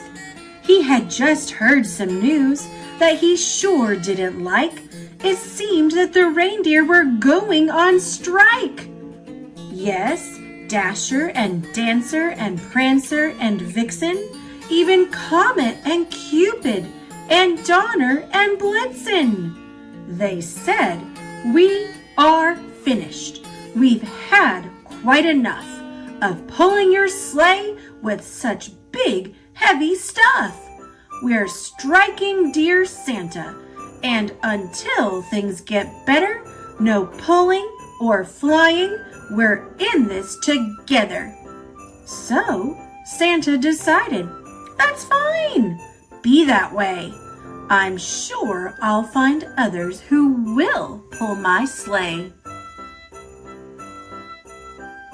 He wrote up a want ad for lands far and near.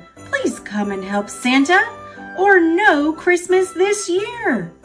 Soon creatures came running and leaping and clopping, hopping and flying, and creeping and romping.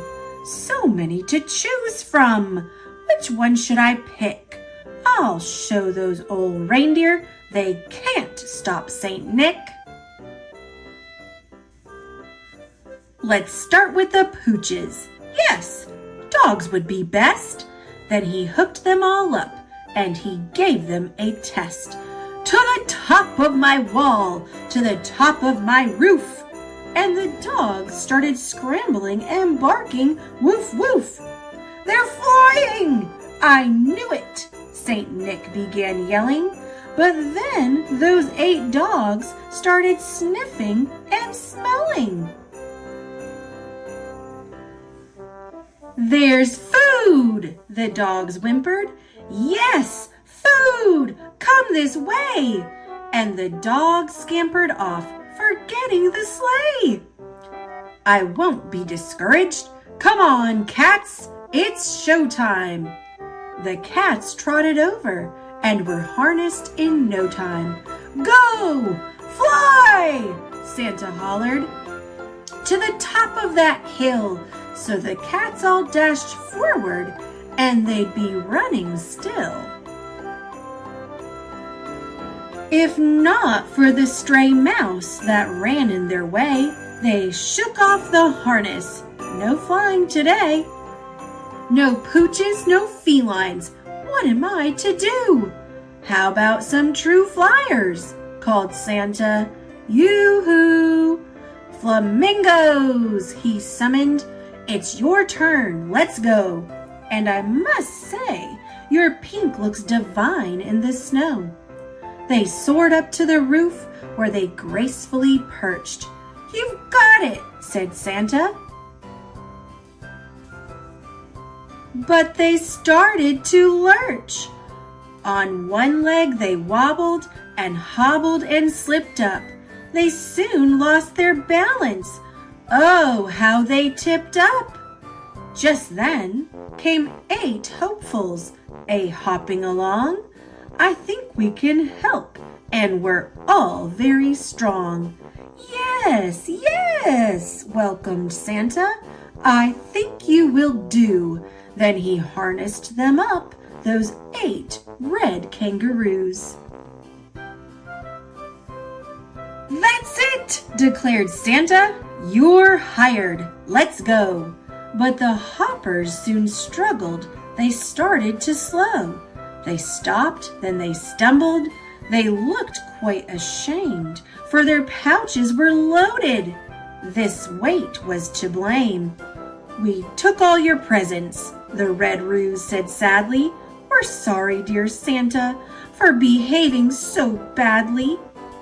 And then Santa heard it, a trumpeting sound, as 8 marching elephants shook up the cold ground. Good fellow, we'll help you. We're sturdy and steady. So he harnessed them up, and the great beasts were ready. They stomped, then they took off. Nick said, "You can do it!" They sailed to the rooftop. And then they fell right through it. "You're too heavy," griped Santa as he helped them to stand. "Isn't anyone out there who can give me a hand?"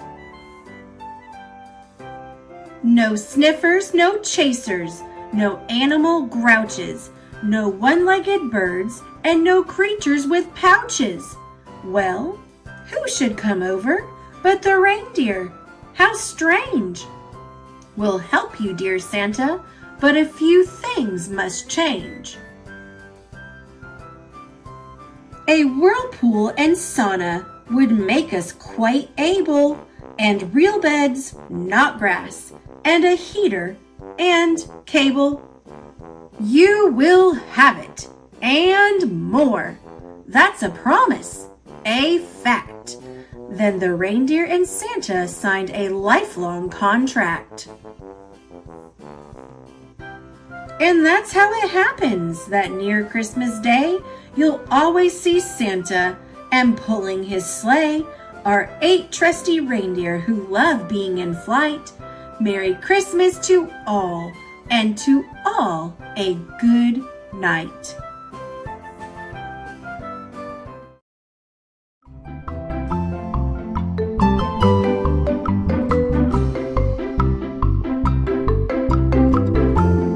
Thanks for watching. Click subscribe.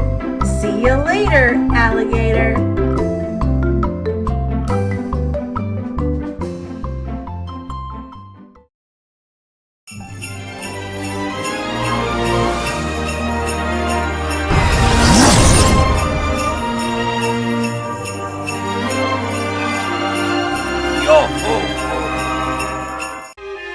The Night Before Christmas by Clement C. Moore.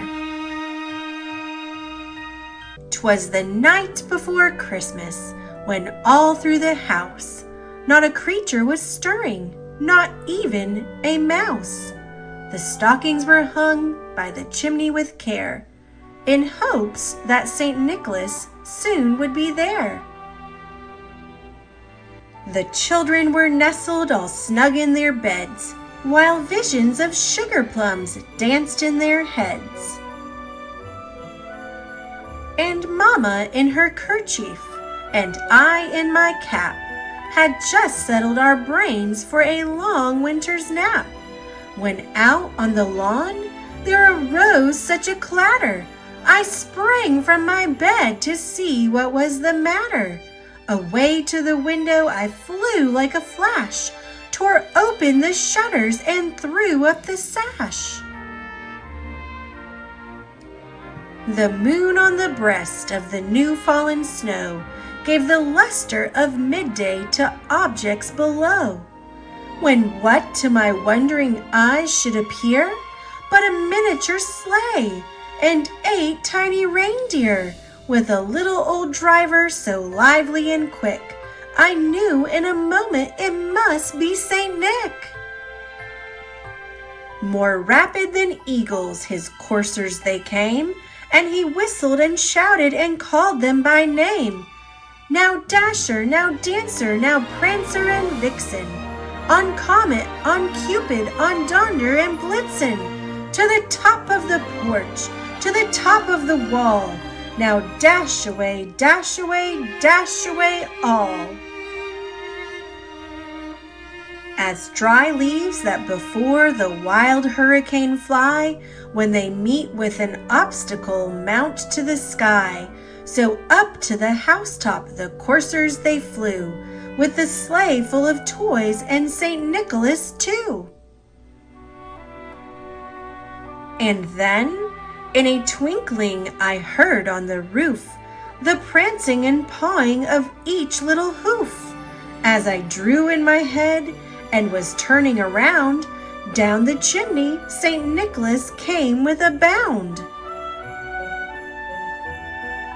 He was dressed all in fur from his head to his foot, and his clothes were all tarnished with ashes and soot. A bundle of toys he had flung on his back, and he looked like a peddler just opening his pack.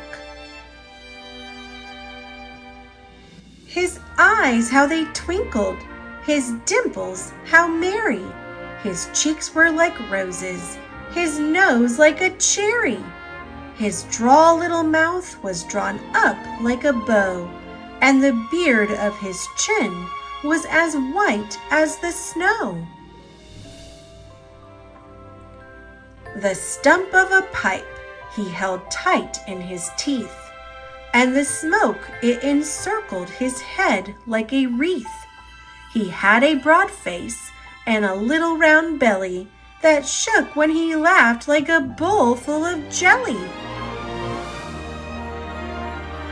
He was chubby and plump, a right jolly old elf, and I laughed when I saw him in spite of myself. A wink of his eye and a twist of his head soon gave me to know I had nothing to dread. He spoke not a word, but went straight to his work, and filled all the stockings, then turned with a jerk, and laying his finger aside of his nose, and giving a nod, up the chimney he rose. He sprang to his sleigh, to his team gave a whistle, and away they all flew like the down of a thistle. But I heard him exclaim, ere he drove out of sight, "Happy Christmas to all, and to all a good night."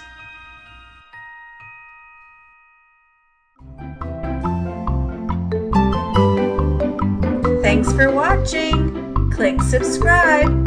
See you later, alligator.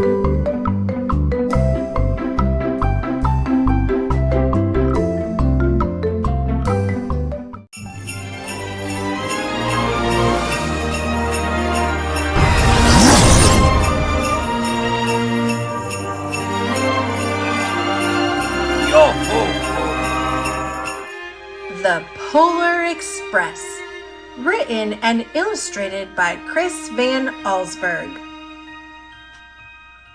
On Christmas Eve, many years ago, I lay quietly in my bed. I did not rustle the sheets.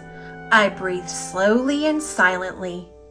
I was listening for a sound a friend had told me I'd never hear. The ringing bells of Santa's sleigh. "There is no Santa," my friend had insisted, but I knew he was wrong. Late that night, I did hear sounds, though not of ringing bells. From outside came sounds of hissing steam and squeaking metal. I looked through my window and saw a train standing perfectly still in front of my house. It was wrapped in an apron of steam. Snowflakes fell lightly around it. A conductor stood at the open door of one of the cars. He took a large pocket watch from his vest, then looked up at my window. I put on my slippers and robe. I tiptoed downstairs and out the door. "All aboard!" the conductor cried out. I ran up to him. "Well," he said, "are you coming?" "Where?" I asked. "Why, to the North Pole, of course," was his answer. "This is the Polar Express." I took his outstretched hand and he pulled me aboard. The train was filled with other children, all in their pajamas and nightgowns. We sang Christmas carols and ate candies with nougat centers as white as snow. We drank hot chocolate as thick and rich as melted chocolate bars. Outside, the lights of towns and villages flickered in the distance as the Polar Express raced northward.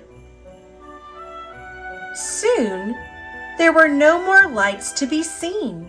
We traveled through cold, dark forests where lean wolves roamed and white-tailed rabbits hid from our train as it thundered through the quiet wilderness. We climbed mountains so high it seemed as if we would scrape the moon. But the Polar Express never slowed down. Faster and faster we ran along, rolling over peaks and through valleys like a car on a roller coaster. The mountains turned into hills, the hills to snow-covered plains. We crossed a barren desert of ice, the great polar ice cap. Lights appeared in the distance. They looked like the lights of a strange ocean liner sailing on a frozen sea. "There," said the conductor, "is the North Pole." The North Pole! It was a huge city standing alone at the top of the world, filled with factories where every Christmas toy was made. At first, we saw no elves. "They are gathering at the center of the city," the conductor told us. "That is where Santa will give the first gift of Christmas." "Who receives the first gift?" we all asked. The conductor answered, "He will choose one of you." "Look!" shouted one of the children. "The elves!" Outside we saw hundreds of elves. As our train drew closer to the center of the North Pole, we slowed to a crawl. So crowded were the streets with Santa's helpers. When the Polar Express could go no farther, we stopped and the conductor led us outside. We pressed through the crowd to the edge of a large open circle. In front of us stood Santa's sleigh. The reindeer were excited. They pranced and paced, ringing the silver sleigh bells that hung from their harnesses. It was a magical sound, like nothing I've ever heard. Across the circle, the elves moved apart, and Santa Claus appeared. The elves cheered wildly. He marched over to us and, pointing to me, said, "Let's have this fellow here." He jumped into his sleigh. The conductor handed me up. I sat on Santa's knee, and he asked, "Now, what would you like for Christmas?" I knew that I could have any gift I could imagine. But the one thing I wanted most for Christmas was not inside Santa's giant bag. What I wanted more than anything was one silver bell from Santa's sleigh. When I asked, Santa smiled. Then he gave me a hug and told an elf to cut a bell from a reindeer's harness. The elf tossed it up to Santa. He stood holding the bell high above him and called out, "The first gift of Christmas!" A clock struck midnight as the elves roared their approval. Santa handed the bell to me, and I put it in my bathrobe pocket. The conductor helped me down from the sleigh. Santa shouted out the reindeers' names and cracked his whip. His team charged forward and climbed into the air. Santa circled once above us, then disappeared in the cold, dark polar sky. As soon as we were back inside the Polar Express, the other children asked to see the bell. I reached into my pocket, but the only thing I felt was a hole. I had lost the silver bell from Santa Claus's sleigh. "Let's hurry outside and look for it," one of the children said. But the train gave a sudden lurch and started moving. We were on our way home. It broke my heart to lose the bell. When the train reached my house, I sadly left the other children. I stood at my doorway and waved goodbye. The conductor said something from the moving train, but I couldn't hear him. "What?" I yelled out. He cupped his hands around his mouth. "Merry Christmas!" he shouted. The Polar Express let out a loud blast from its whistle and sped away. On Christmas morning, my little sister Sarah and I opened our presents. When it looked as if everything had been unwrapped, Sarah found one last small box behind the tree. It had my name on it. Inside was the silver bell. There was a note. "Found this on the seat of my sleigh.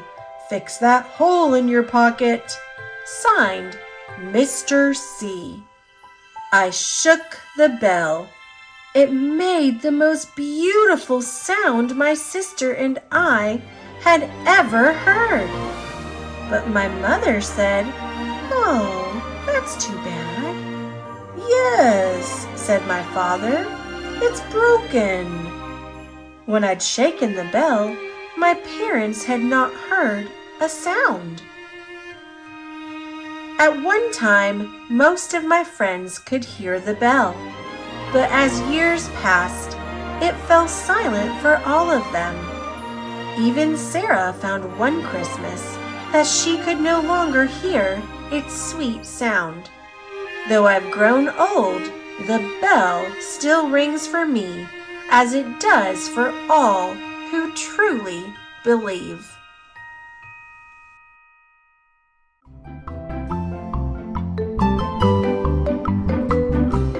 Thanks for watching. Click subscribe. See you later, alligator.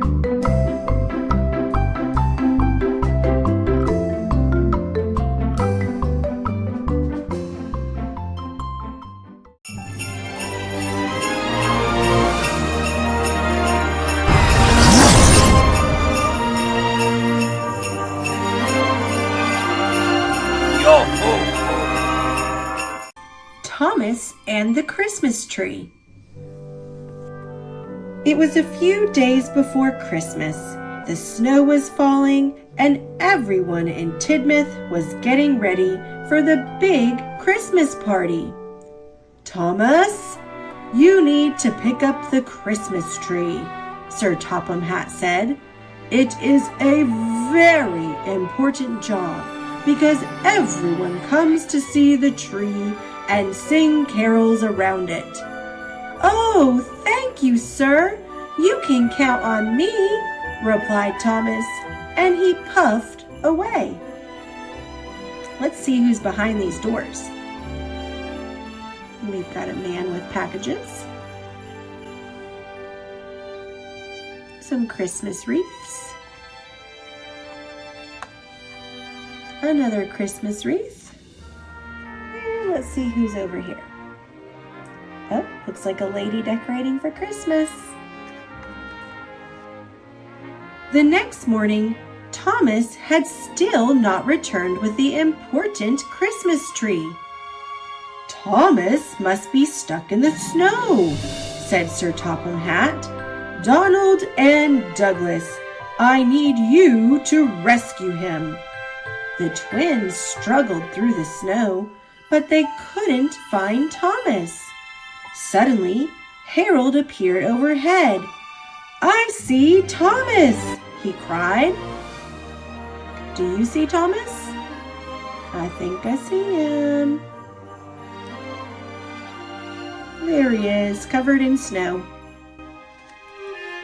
Let's see what's happening over here. Oh, he's smiling now. And let's see what's over here. There's Harold. Thomas was indeed stuck in the snow.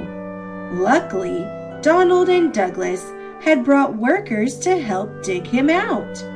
Soon, James came along to give Thomas a helpful push, and in no time, Thomas's wheels were clear. Oh, there's somebody to help dig Thomas out. And there's the other person. Let's see who's behind here. Oh, there's James, ready to give him a push. All the engines worked together to clear the tracks and help Thomas carry the Christmas tree back to Tidmouth Station. Everywhere they went, people came out to wave and cheer them on. The people saw that Thomas had the important tree, and they knew the Christmas party would begin soon.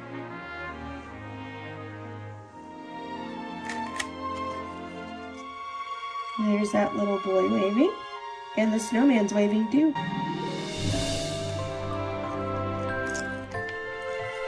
Looks like she's having fun sledding.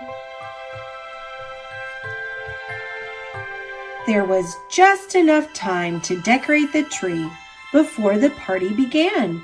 "Hooray for Thomas!" cried Sir Topham Hatt. "I don't mind getting stuck in the snow if I can get the tree every year," said Thomas with a smile. There's Sir Topham Hatt decorating the tree. And let's see who we have over here. Oh, there's a little girl with all the decorations. The people of Tidmouth came together to give gifts and sing carols. Everyone agreed it was a beautiful tree and a wonderful Christmas party. I bet I know what's on top of the tree. What do you think? Let's see if you're right. Did you guess a star?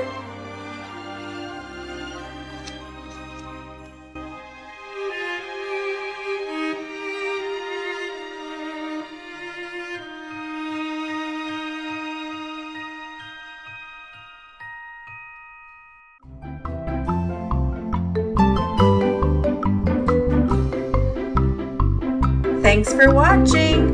Click subscribe. See you later, alligator.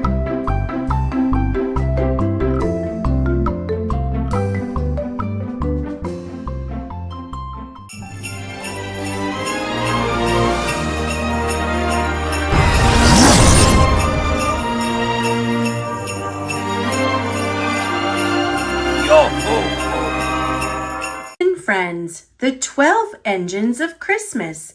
Sing along with Thomas and his friends. On the first day of Christmas, what did Thomas see? a big green star-topped Christmas tree. On the second day of Christmas, what did Edward see? 2 smiling snowmen and a big green star-topped Christmas tree. On the third day of Christmas, what did Henry see? 3 carol singers, 2 smiling snowmen, and a big green star-topped Christmas tree. On the fourth day of Christmas, what did Gordon see? 4 pretty presents, 3 carol singers, 2 smiling snowmen, and a big green star-topped Christmas tree. On the 5th day of Christmas, what did James see? 5 holly wreaths, 4 pretty presents, 3 carol singers, 2 smiling snowmen, and a big green star-topped Christmas tree. On the 6th day of Christmas, what did Percy see? 6 flickering candles, 5 holly wreaths, 4 pretty presents, 3 carol singers, 2 smiling snowmen, and a big green star-topped Christmas tree. On the 7th day of Christmas, what did Toby see? 7 small surprises, 6 flickering candles, 5 holly wreaths, 4 pretty presents, 3 carol singers, 2 smiling snowmen, and a big green star-topped Christmas tree. On the 8th day of Christmas, what did Emily see?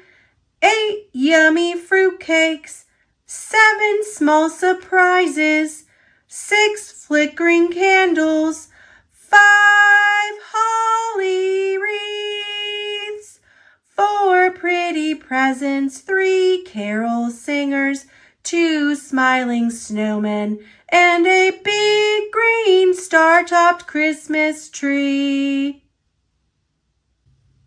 On the 9th day of Christmas, what did Hero see?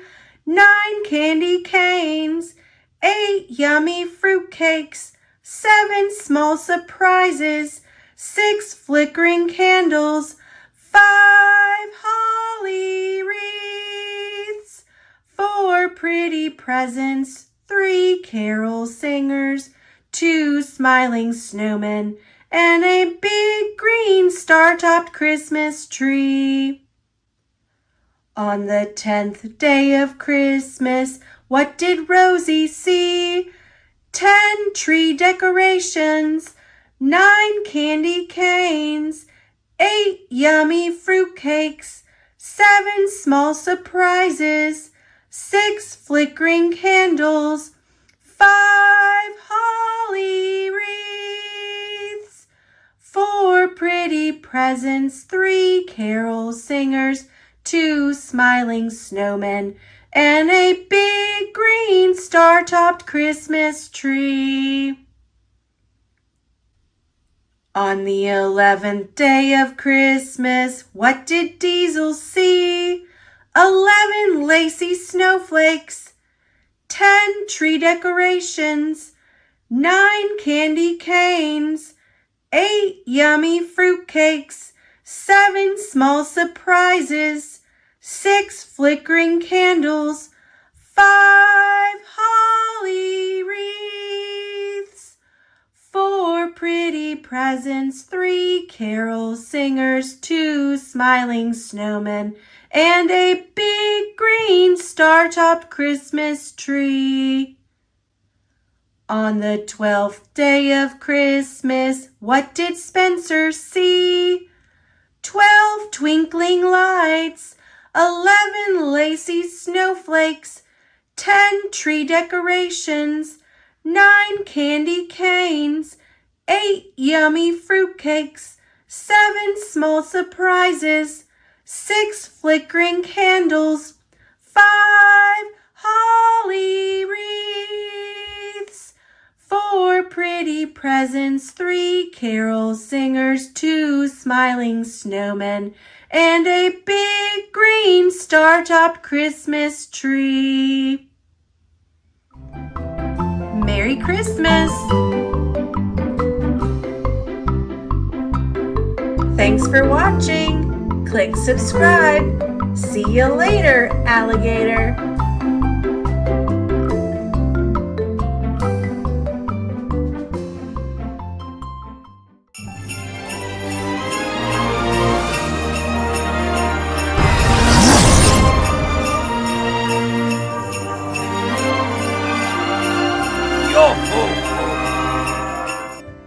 Thomas and Friends, Santa's Little Engine.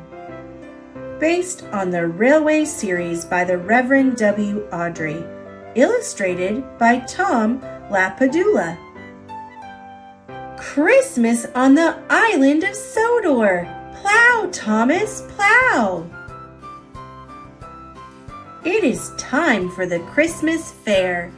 Who will play Santa? Sir Topham Hat. Santa needs a sled. Workers hammer. Painters paint. Winston does not look like a sled. Thomas picks up a real sled. Uh-oh, ice. Thomas goes slow. Peep, peep. The sled is safe. Where is Santa?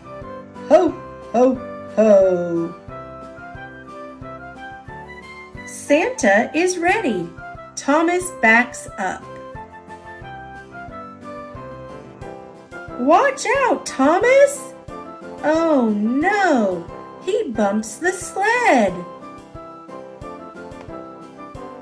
Thomas will save Santa. Hurry, Thomas! Look out for branches! Peep, peep!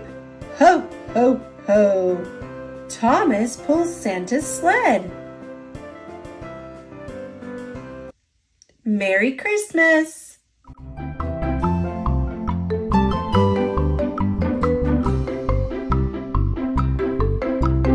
Thanks for watching. Click subscribe. See you later, alligator.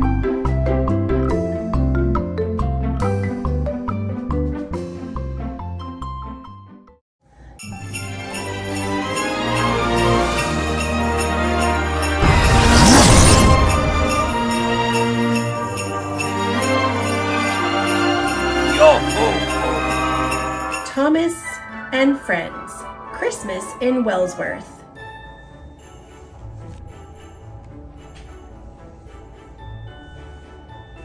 Based on the Railway series by the Reverend W. Awdry. Illustrated by Richard Courtney. It was 2 days before Christmas. Everywhere Thomas looked, Wellsworth was bustling with preparations. Toby brought shoppers into town. James pulled freight cars full of decorations. And Henry had just delivered a large Christmas tree to the town square. The following night, Wellsworth would have a wonderful Christmas Eve festival. Everyone would gather to watch the lighting of the tree. They'd sing carols and ring bells. Thomas couldn't wait. If only it would snow, he thought. Then everything would be perfect. I'm afraid we won't have a white Christmas this year, Thomas peeped as he looked up at the blue sky. That's okay with me, said Henry. I have so much to do. I don't need a snowstorm now. Thomas loved the snow, even if he had to wear his heavy snowplow. Snow would make the Christmas Eve festival so pretty. Just then, Sir Topham Hatt called to Thomas.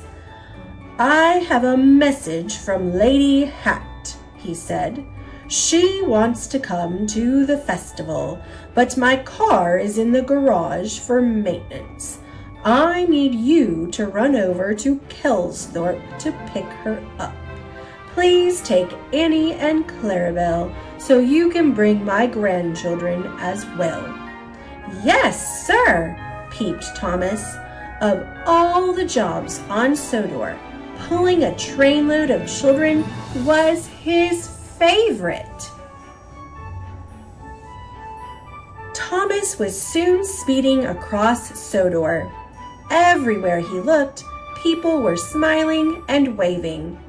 In Marin, children prepared for a Christmas pageant with real sheep. And as night fell, the festive lights of Rolf's castle shined brightly. The town looked like a magic palace. Thomas arrived in Kelsthorpe. He had made good time and was eager to make the return trip the next day. When Thomas awoke the next morning, the weather had changed. It was cloudy and damp and getting colder by the hour. A chilly fog rolled over the town. Soon, Lady Hat and the children arrived at the station. They climbed aboard Annie and Clarabelle, dressed in their holiday best and carrying boxes of gifts. They couldn't wait to get to Wellsworth and the festival. The fog grew thicker. Thomas chugged away slowly. The cold wind blew and the tracks were wet and slippery. Thomas's lamp was useless in the fog, and his driver held the throttle tight. They crept along more and more slowly. "This isn't very merry weather at all," Thomas peeped. As he rolled past Rolf's castle, Thomas couldn't see the town through the thick fog. He wanted to get to Wellsworth as soon as possible. Thomas knew they had to be careful and go slowly. He hoped they would pass through this bad weather soon. But the bad weather didn't lift, and as it grew later and later, darkness soon added to Thomas's problems. As he climbed toward Kildane, Thomas knew he wouldn't be in Wellsworth in time for the festival. He would miss the tree lighting, and worst of all, he was sure he had ruined Christmas for Sir Topham Hatt and his family. Meanwhile, the people of Wellsworth gathered around the tree in the town square. They lit the festive lights and sang carols, but Sir Topham Hatt was not with them. Sir Topham Hatt waited nervously at the Wellsworth station. There were reports of fog and frost all over the countryside. He checked his watch and worried. "I hope everyone is okay," he whispered to himself. Finally, as Thomas chugged over the hills outside Wellsworth, the fog lifted. He could see candles flickering in the windows of homes he passed. The streets of Wellsworth were empty, and even the sight of the great glowing Christmas tree at the center of town didn't cheer Thomas. When they reached the station, Sir Topham Hatt hugged his wife and helped carry the sleeping children off Annie and Clarabelle. "And now we must get these children to bed," said Lady Hat, "or Santa Claus will never arrive." Thomas chugged back to the yard, feeling very low indeed. The next morning, the yard was blanketed with beautiful snow. All the engines wished each other Happy Christmas. "I'm sorry I missed the festival," Thomas peeped to James. "And worst of all, I think I ruined Sir Topham Hat's holiday." Thomas didn't know that Sir Topham Hat was standing nearby. "Ruined?" said Sir Topham Hat. "You brought my family to me safe and sound. That's the best gift of all. Taking your time in that terrible weather was the right thing to do. Thomas, I'm glad you're such a really careful engine." Thomas was delighted. "I am so grateful for my railway," Sir Topham Hat announced. "I'm giving each of you a hopper full of the best coal to thank you for a wonderful year." All the engines tooted happily. "And Thomas, at the request of my wife, Annie and Clarabelle will be getting new seat cushions." "It's a wonderful Christmas after all," peeped Thomas. And the snow did make everything perfect. James said tomorrow would be perfect. "Tomorrow? What's tomorrow?" Thomas asked. James laughed. "Have you forgotten Boxing Day, slow coach?" "Hooray! I had forgotten," Thomas peeped. "More rides for children." Every year, on the day after Christmas, all the engines on Sir Topham Hat's railway roll out to the hospitals all over the island. Free rides and new toys and clothing are given to every child. Boxing Day was beautiful. Thomas, James, and Henry were decorated and loaded with nice things for the children of Sodor. Then they chugged across the countryside. Everywhere the engines went, they were met with cheering. All the children loved their presents and taking rides around the towns to see the lights and decorations. Thomas couldn't have been happier. "James," he called, "what's nicer than a white Christmas?" "What?" asked James. "A white Boxing Day," laughed Thomas.